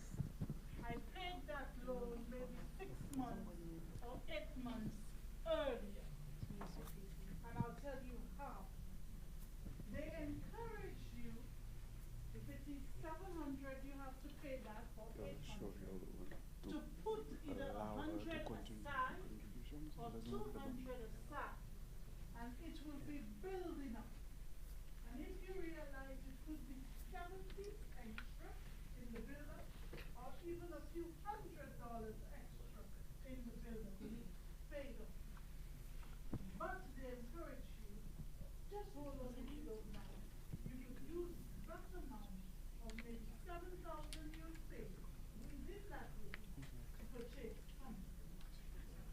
So Bank of St. Lucia has good contracts. I will take a loan with them anytime, Thank you very much, Ms. Evans. We have a special prize pack for you coming next week. On to our... I just wanted to add to what Mrs. Regis Andrew was saying, how to avoid that from happening. Construction costs in residential buildings should not be at the risk of the employer, who's the homeowner. So your architect, your lawyer should be able to assist you to draw up a contract, because it only takes about 6 to 8 months to build a home. And during that period, you may have 5% rises in the price of materials. But if your contract is a fixed contract, it really should not be at your risk. And so I want to warn you as well at the very beginning, if you start the process as you should, then you don't have to worry about the increase in prices. Thank you.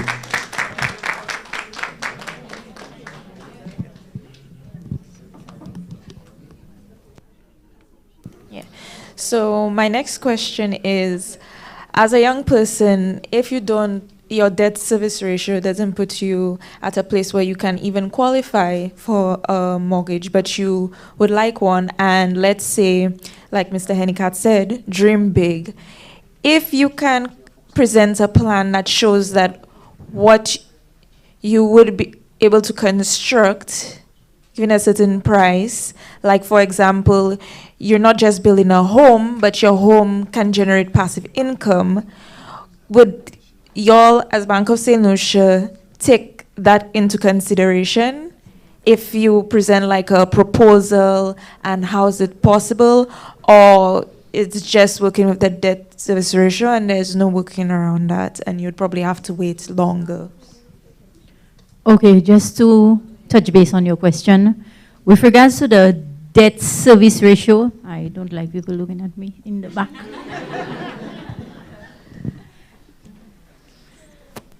Okay, so maybe at this point in time, you may not be able to afford that mortgage that you're actually looking for based on the plan that you have. What you can do, either if you want to start constructing now, you can either scale down on the size of the building to make it affordable for you, or you can open a home start account and save towards it in the meantime whilst you prepare for that house. And maybe in the near future, your salary would have increased, so you could afford that house.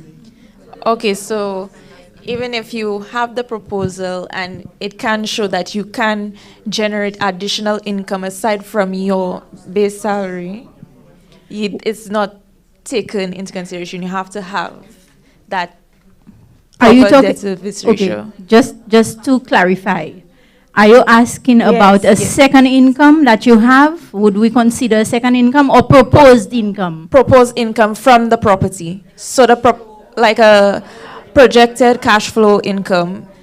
Rental income is what you're talking about. Yes. Right. So it's my home, but in the plan it shows that, okay, free apartment units, so those units would generate income. What we can consider is a portion of that proposed income that you'll be getting from the rent. Okay, yes. But a portion of it, not the full amount. Yeah, because there may be times when the apartments may be empty and you have a lull. Good afternoon. I had 2 questions, but now if you permit me, I'll have to extend it to 3. When she was asking her question, I misinterpreted, but I sort of thought about it in terms of an unforeseen circumstance, that being the pandemic, whereas you have acquired a loan for a certain amount and then the price of materials has increased substantially due to that unforeseen circumstance.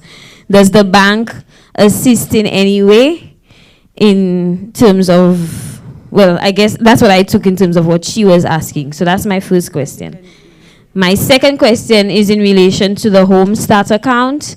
You guys referenced the retirement aspect as well as the life insurance aspect. Is it mandatory? Is all of that part of that account, or can you just take the account on its own? And my third question was in relation to whether the bank has a database of experts. So when we do the consultation with the bank, is it possible to get access to a database of recommended experts? Okay, I'll start with your, heard me? Yeah. So yes, actually we did have to work with a lot of our customers during the pandemic and even after the pandemic.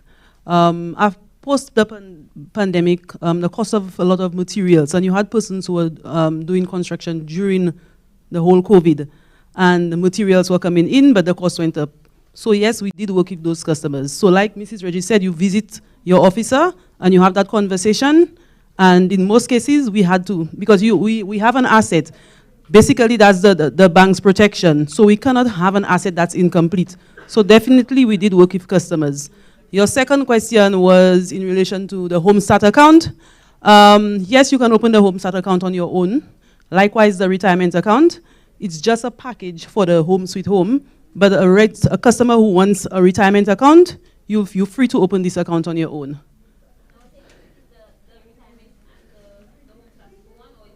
No, that's separate. These are separate accounts, yeah. The retirement account is separate. The Home Start account is separate. Retirement account, you're saving for retirement. Home Start account, you're saving for your home, to start off your home. Either you want to purchase land or you want to go for construction. And you had another question. The professionals. Unfortunately for the contractors, we don't, and that's something we've been asking, because we have seen instances where there's been dispute between the contractor and the customer. For the valuators, the bank has its list of valuators and QSs that we work with. This engagement, you have to come to us when you need the valuation done, and at that point, a valuator or QS will be assigned. So as it relates to the professionals, for the QS and on that side of it, yes. Contractors, no. Contractors would have to be on experience, you finding out whether that person has done work. We really don't have a decision when it comes to for the contractors. Yeah. Let me just add into that. Where professionals are concerned, as you said, I know that the banks usually have their list of quantity surveyors. Banks and financial institutions currently don't engage directly with architects and engineers. It's something we are trying to change, so hopefully after today we can come and have a seat at the table and speak to you guys about that. But it is a serious issue. And with contractors as well. The issue with contractors is there's no registration or licensing of contractors locally. So any carpenter can come over and tell you he's a full contractor, and as long as you give him the contract, well, hey, you know, it's on you. So that's why it's important to engage your professionals. You engage the architects and the engineers, and let us help you prepare your contract, an ironclad contract that you can take to various contractors, let them bid on your project, and then let the professional help you decide on which contractor to choose. Don't just take somebody because your cousin, sister tell you that, you know, them kind of thing. And in terms of professionals, architects and engineers, you can visit the professional associations. There's the Institute of Architects website. They would have a list of registered architects on there. The Engineers Association also has the list of registered professionals. The surveyors as well have their list of registered professionals. And the planning department always has a list of all registered professionals for the year. So you can check those out. Their websites, and again, as I say, if you engage anyone and they say that they're an architect, the first thing people like to tell you is they're an architect.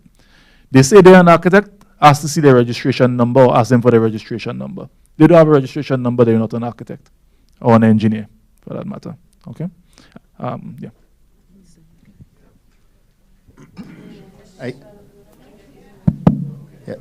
I just wanted to say again that we continue to reduce this discussion to dollars and cents, but I think, I'll give a good example. In COVID, early COVID, I tried relentlessly. Persons who were in the throes, they had purchased land, and they were in the throes of starting to design. They could not. Banks, their lending institution was holding back.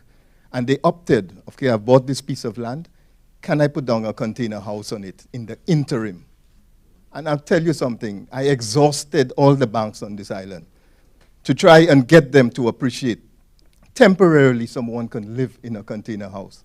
And it's more secure. Containers are designed for the worst conditions in the marine environment. And you know, there was one single insurance company was giving me something in writing. The banks didn't want to touch it. They blamed the DCA. Up to now, the DCA has not given any concrete reason as to why a house is. I am using the platform to make an appeal to the banks to start a conversation with the insurance sector, to give people an opportunity to live their dream. If somebody dreams of living in a container house, why is anything wrong with that? Or even a tree house? People are coming to St. Lucia. Listen, just Google it. Go and see Airbnb facilities in Asia. And you see where people are going to stay for 2 weeks. Premium and paying premium. And we can't be allowed to live here. Our traditional homes stand up to any environment, any climatic condition. But we are forced out of that cultural identity that we still possess as far as our vernacular of our housing. And we want to build big homes and expensive prices because it facilitates a certain section. But we have to fight hard to live the dream. Our dream is a passionate Creole dream. And it's where less is more, you know. Much appreciated, and to a great extent, I can see that we share similar sentiments, and this is part of the dialogue and the engagement. We remain committed to driving the conversation on this. This is why we're having this seminar. We had made commitments in the past to do that as well, and we will continue to do so. But whatever we lend you must be regulated. We must be in a position to, you know, protect both your interests and that of the bank as well. Ms. Cadet, you had a question? Yes, I do. On social media, I see this meme a lot that I can rent a place for $900 a month and I would not get approved for a mortgage for that same cost. And I know there's a lot that can go into denying somebody for a loan, but this is for the Bank of St. Lucia. What is, I guess, a common myth or perception that you hear from a lot of persons who come to get a loan? One thing that you just want to demystify to everybody in here, anybody in here.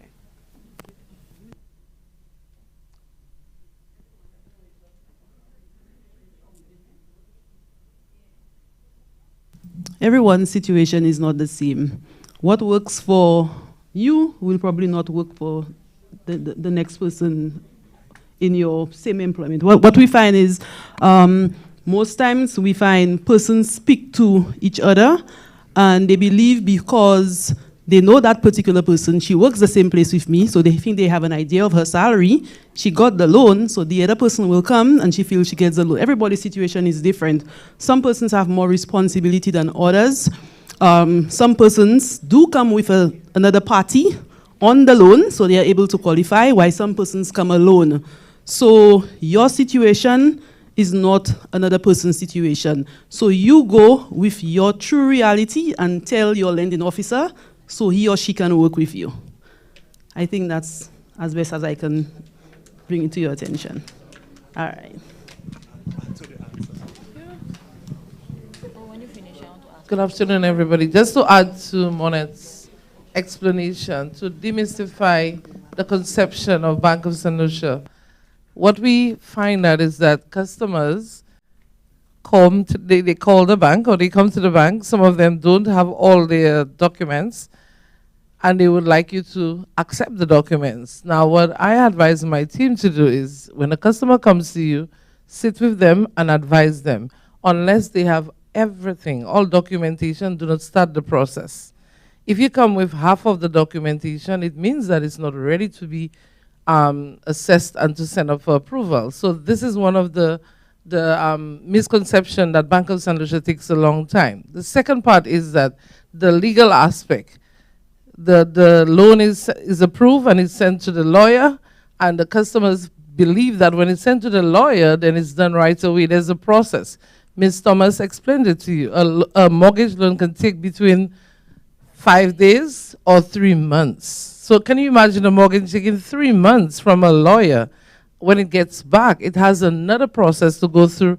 It has to go through the bank's corporate secretary, it has to be signed and come back, get ready for disbursement. So that's almost another 2 weeks after it comes from the lawyer. So one of the things we want to just clear in the minds of our customers is not that the Bank of St. Lucia takes a long time. Sometimes it depends on the situation, like Monet says. So best advice, get all your documentation. We usually give you a list of requirements. Tick, we have some very good meticulous customers. They tick everything and they bring their package to you. So when they come in, you're ready to go. Hi, good afternoon. We spoke of purchasing land, but I wanted to speak on, let's say, generational. If, for example, my mom had a piece of land, in her passing, she passed it on to me, but she didn't have a will, or there is no document or land document to say that it is mine. How do you move with that? Yeah, how do you move forward with that? It's going to community first of all, if she didn't leave a will, then you might have a little bit of a challenge, because if she left several children, then your say-so cannot determine that you get it.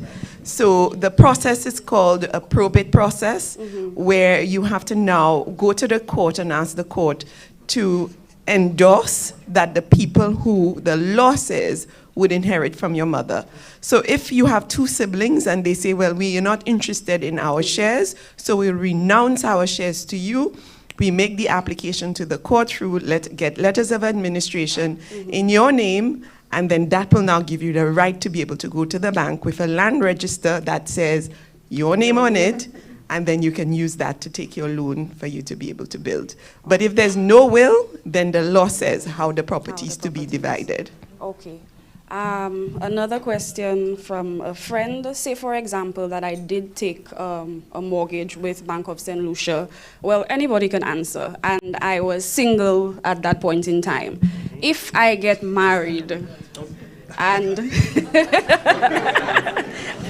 if I do get married within that time, how does it change, like, my mortgage? Or if we divorce in that instance, how does it affect my mortgage and the land?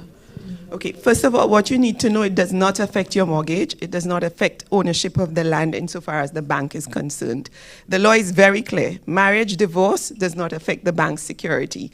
As between you and your partner now, if, for example, your partner comes into the relationship and your partner is now contributing to the mortgage, if, God forbid, you break up, then your partner may have a claim to a share in the land. If he can show that he put in improvements or he was paying the mortgage, he can show his salary gets deposited at First National and part of that money is hived off to send to Bank of St. Lucia, or he goes in and makes a cash deposit and he has the cash receipt, then he may be able to make a claim.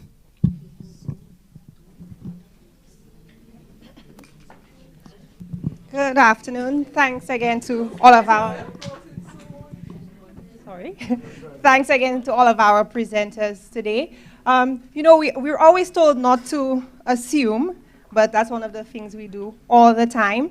And when you hear about all of these consultancies, the general question, even though Mr. Hennikat says, oh, don't focus on cost. Cost is a huge factor of anything. One of the things I found very good about Ms. Thomas's presentation is that she stated right there about the percentages for the stamp duty and the stamp duty on the mortgage itself.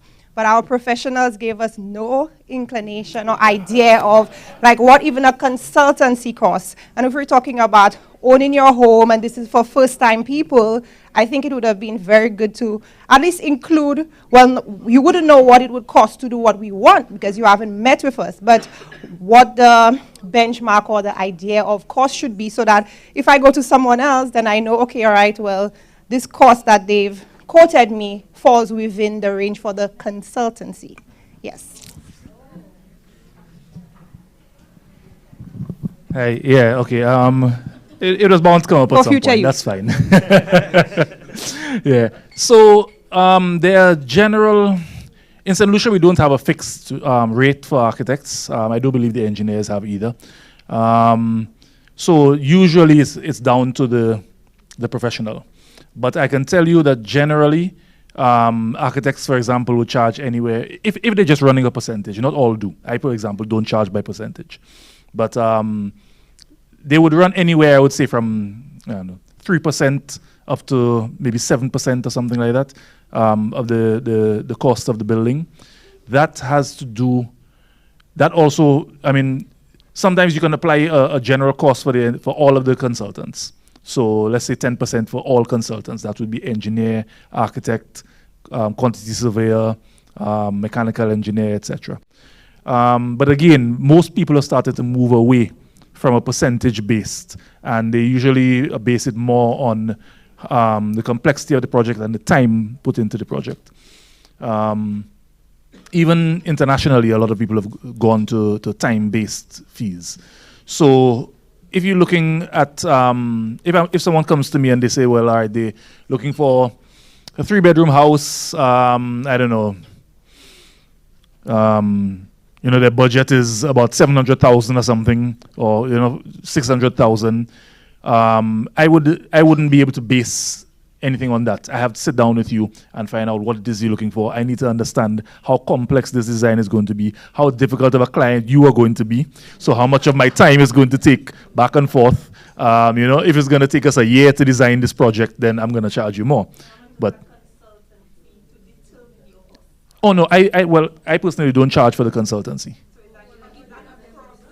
No, that's not what I know a lot of people do is they will charge you they'll charge you when they get the contract.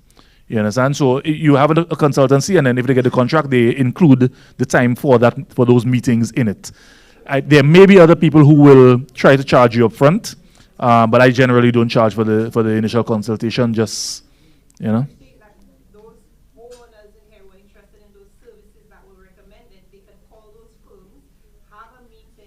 Most firms, yeah. Most firms will do that. Yeah, but I mean, if it's a situation where you're gonna have you want to be in our office every day for a month or something discussing this thing, then we're gonna have to put some kind of fee in place. A consultancy. Was that? Yeah, it's no longer a consultation. We're on your payroll now. Yeah, yeah. I mean, Mark, I don't know if you guys operate differently, but generally, we don't charge for initial consultations. Yeah.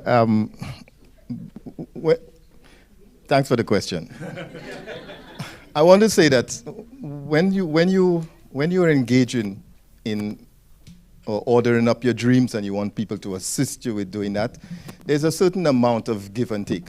And you'll benefit from, in a case like where I am with a firm, institutional knowledge that persons have. And when you spend, like me, 27 years with a firm, you come with that. Now, we understand, we sit down with you, we understand what you want, and we can help you. And sometimes it's not even us that you need to go to another stage. But our services are broken down in stages. And the first inception stage is often and up to the design stage is often on a time charge basis. So we would say to you, our rates are this amount. We expect to use so many technicians with a few hours of a director, and we give you a fee proposal. You say, wow, I can't afford that. What can you afford? But let's not stop the dream, okay? And we would work with you. The construction stage, I'll kid you not. and I'll tell you, and I'll tell you why. Honestly, I tell you why. We understand. We work the large projects where it's easy. A team of persons we lead. So when a home comes to us, it's a different nature of things, and we would assign a passionate person to it and ensure it gets through. We wouldn't say no. It's not too small for us to do. But the difference, however, is when, and I make a comparison here. I think it's necessary. When you have gone through all of that was disclosed today, and you enjoy your dream, you've gotten the keys to your house, and all of a sudden, you encounter some difficulty. Maybe you have to relocate. Prince Charming came and he's asking you to go somewhere you want to sell the house and move on. You put it in the hand of a realtor. And as Jamal says, whereas the architect, engineer, they may charge a maximum, I don't even think you get 7% now, Jamal. Yeah, the realtor will put it on the market, and you will have to give that person no less than 5%. For doing what? And they send someone to go and take a few images, put it on the site, they get a call, and there's a sale. And the bank might finance that sale, right? But you have to put out 5% of that. It's not just we charge on the construction cost. That is on the investment of house and land, right? And you have the risk, right? So the question is whether you want to go down that route. The other one is the unprofessional offering the service. And that one is funny because you can't get him except after hours. He's full-time employed somewhere. He's going to call you during your lunch hour. He's coming to your construction site with a flashlight at nighttime to write a report, and he cannot see some of the discrepancies in the works. But persons are skeptical about going to an office where you can meet a receptionist, you can take your issue or call and the phone will be answered, and they reckon it's too expensive. Bank of St. Lucia has put out this outlay, I'm sure at no cost to any of you all, and you can get that type of service. I can tell you, I got that type of service in the last 12 months. My emails are responded to. Do you know you put out emails to persons, to different departments, even of government, and you never get even an acknowledgement? It doesn't happen with this institution. So I'm saying when you think of cost, think of also the complications, the technicalities, the drawbacks, and the delays that are frustrating. And I want to say to you that our fees are based on time charges or a percentage base, but it's always on construction costs.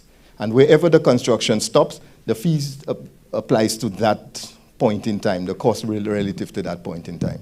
So yours is a very good question. Let me just add something to that. I just want to say, the perspective of my question was from the fact that, okay, some of those things are recommendations, but if they're not absolute, if you do not give an idea of cost and presentations like these, us as clients think that, well, we don't need this, we can skip this Yeah. here, and then later down the road, when such and such comes up, they're like, well, did you have a so-and-so, so-and-so? Well, no, I didn't need that, so I didn't do that. Yeah. That's the perspective I was taking from, at least if you have an idea, you can figure, okay, let me go through all the steps, not, well, what is the absolute required? Oh, I don't need this one, well, let me skip this one because of cost. So sometimes professionals even tell you, oh, well, you can do that, but you don't really need this one, so we can do it later. Yeah, or they'll tell you they can provide you that service even though they're not trained to do that.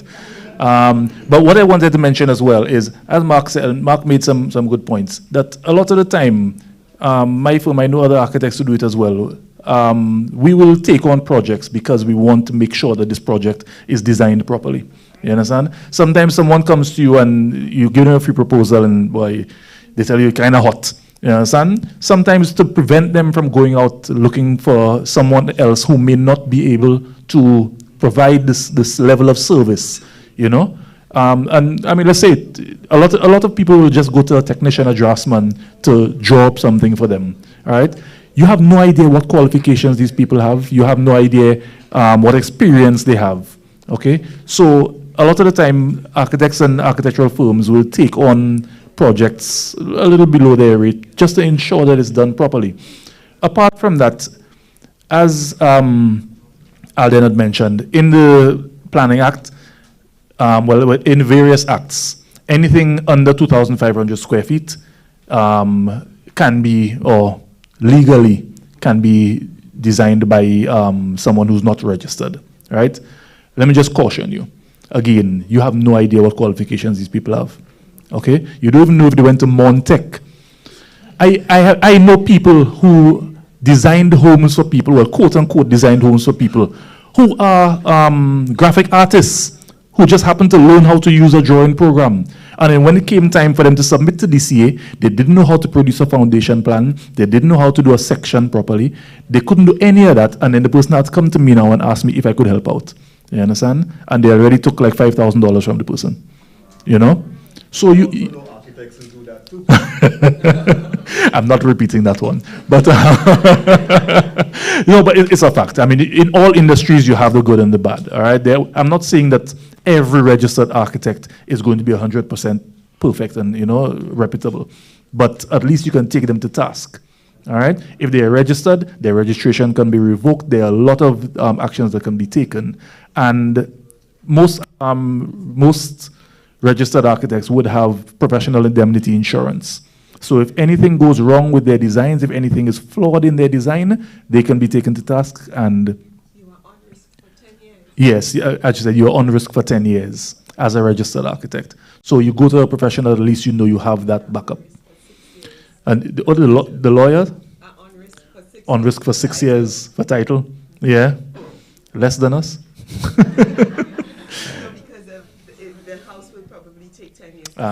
Right, yes, yeah, for settlement, etc. Yeah, but also you have to remember there are also junior architects, etc., coming up in the system, working with registered architects.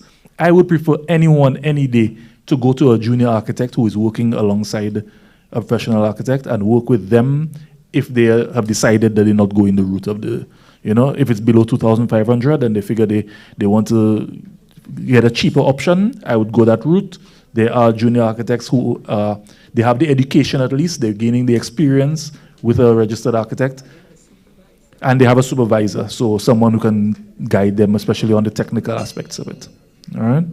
Thank you very much, Mr. Francis. We are slowly running out of time, so we have, I think there are 3 questions here on this side. We can try to see how best we can squeeze these in the next 10 minutes. But once we close for the afternoon, don't forget that most of the panelists and your bankers will be around on the 3rd floor at the exhibition downstairs. So if you want to get any clarification on some of the questions that you may have that were not answered, feel free to join us on the 3rd floor as well.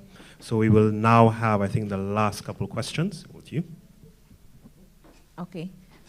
Hello, good afternoon. So I have a question for Mr. Hennicat and potentially Mr. Delmar. You educated us on the importance of knowing what type of land that you're building on, whether it is residential or commercial. So I want to inquire about farmland. Farmland normally goes for as low as $5 per square feet, right? And in terms of future investment potential, You often see that land which was previously classified as farmland gets transformed into a development going for $10 to $15 per square feet. But let's not talk about the future just yet. What about if I get this nice piece of farmland and I want to put a residential property on it? How does that work out for me? You know, thanks for the question. A few years ago, perhaps 45, 50 years ago, Corinth was nice farmland. And a lot of people are now calling for Corinth to revert to farmland and for people to live up the slopes so that they wouldn't be flooded out. But you are speaking to a matter that we continue to face, an absence of land use planning in this country. St. Lucia has stopped doing physical planning and zoning perhaps since independence, 1979. So that puts it at 40-something years. So the Development Control Authority is invariably just doing policing and not doing forward planning. There's nowhere on the island you can go now where you will be dissuaded from buying land because it is invariably going to be residential and you're looking for commercial use. It doesn't happen. There's a lot that needs to be in place that is not in place. And yours is a very good question because there are many people who are buying land thinking it's commercial and it has been zoned residential, or likewise, if it is residential and they're paying commercial prices because of the limbo that they find themselves in. And then there's nothing precluding the Development Control Authority on the request of some agencies and referral agencies of government to zone land differently even once you have purchased it as residential. And then you get an injunction trying to develop. I don't know, again I go back to purchasing land that you reckon is approved land in a subdivision that you have more persons like yourself who are landowners in transition to build. There you will have numbers of you to challenge any irregularity or anything that is going to want to change your land use or upset your dream. Yeah? If thinking of the land, try and buy land that is secure in terms of ground conditions. Buy land where you have good drainage, where utilities are close. There is a possibility that a road will be built and roads will be serviced with drains. That way, you can dream safely. But if it's to just buy a piece of land and just being dismembered from some estate or something and hope that these things will come, you are finding that you might have to approach all the service providers, Lucilec, Wasco, and everyone else to bring in services that you may have down the road to share with others that you will not be compensated for doing. Yeah? Well, Mark answered that question well. You can do a change of use for that piece of property. So you would have bought it as a piece of farmland, and in the future, you want to change it to a commercial piece of land. You can do that, or even for your housing. But you'd have to apply for it, and everyone around that, like Mark alluded to, everyone around that piece of land would have to agree that you change that land to that. So if it was an agricultural piece of land, and let's say the farmers around on the other parcel say, no, we don't want anybody to live on this piece of land. We just want farming to happen around here. Most likely you would not be allowed to make any large commercial development there. You may be able to build a house on just one piece of that land. But Mark said it. You bought it at $5 a square foot. You got a very large piece. You can only build one house on that, and then you have to take electricity to that and water. You have to check Lucilec for that. That costs sometimes $100,000 to get both of them done. So that's where the $15 per square foot comes in. Yeah. Thank you. We now move on to the next question. We're running very short of time, but okay. Good afternoon. I think I know the answer to the question I'm about to ask, but I will ask it in any event. If I were to ask what's the interest rate on payback for your home sweet home promotion, guess that I'll be told to come in. No. All right. I won't be. For the benefit of those in the room, if you were to take advantage of Home Sweet Home, where you do get 4 mandatory components and selectable components on it, including BOSLYs and other fantastic products, the rate is 4.75%, and that is not an introductory rate. That is the rate of your Home Sweet Home mortgage, which is fixed. Not like some other institutions that after every 3 years they renegotiate your interest rate. No, that's your interest rate for the term of your loan. Okay, so the next thing is that what I really want to know is what drives the interest rate, the payback rate of interest per borrowing. Because I know a lot of financial institutions, they butt heads with interest rates. You come in, you get a good deal, you get 4.5%, you get 5%, 6%. Now, why don't we hear something like 3% or 3.5%? And you know, that little decrease in the interest rate could actually allow a customer borrowing to be approved for a mortgage, whereas if he has to borrow at 4.5%. So why is 4.5% seems to be the benchmark, and what determines, what drives the interest rates? That's a very good question, and I think the simplest way to answer that is, how does the bank earn revenue? A bank earns revenue by the spread. So every time you have a deposit with Bank of St. Lucia or any other bank, you pay an interest rate. The interest rate we charge on a loan is a little higher, and the difference between the two, that is where a bank makes its interest income. So if we have $1 million or $10 million in loans, and we're paying 2% interest, that's an expense for the organization. So if you're lending you 800,000 of that, charging you at 4%, the difference in that spread is how the bank would make its money. So the lower you go, might as well the bank close its doors. Yeah. Hope that answers the question. Is that as simple enough as possible? Yeah. Just to add to that, from the 2.75%, because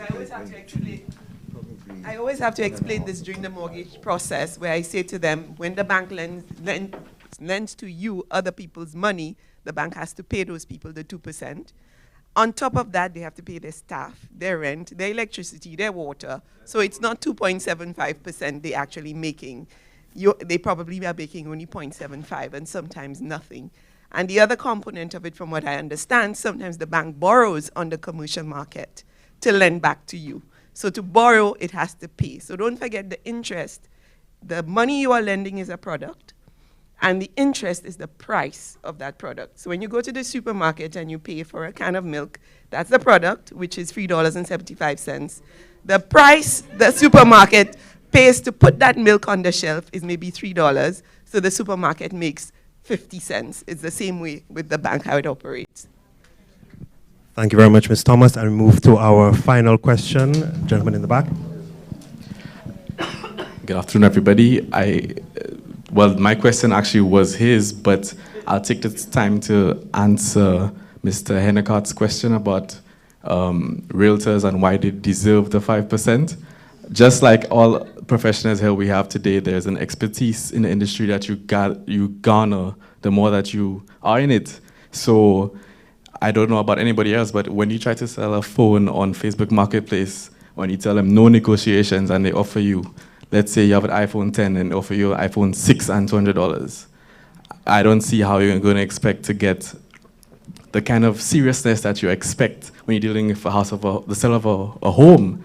This is big money you're talking about, right? So you need to cut through the fat and get serious buyers, and that's exactly what a realtor will do for you. So as much as we have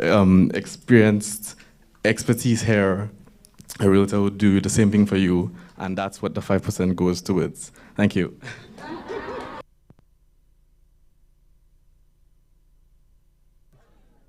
This was not a paid advertisement. No, it was not.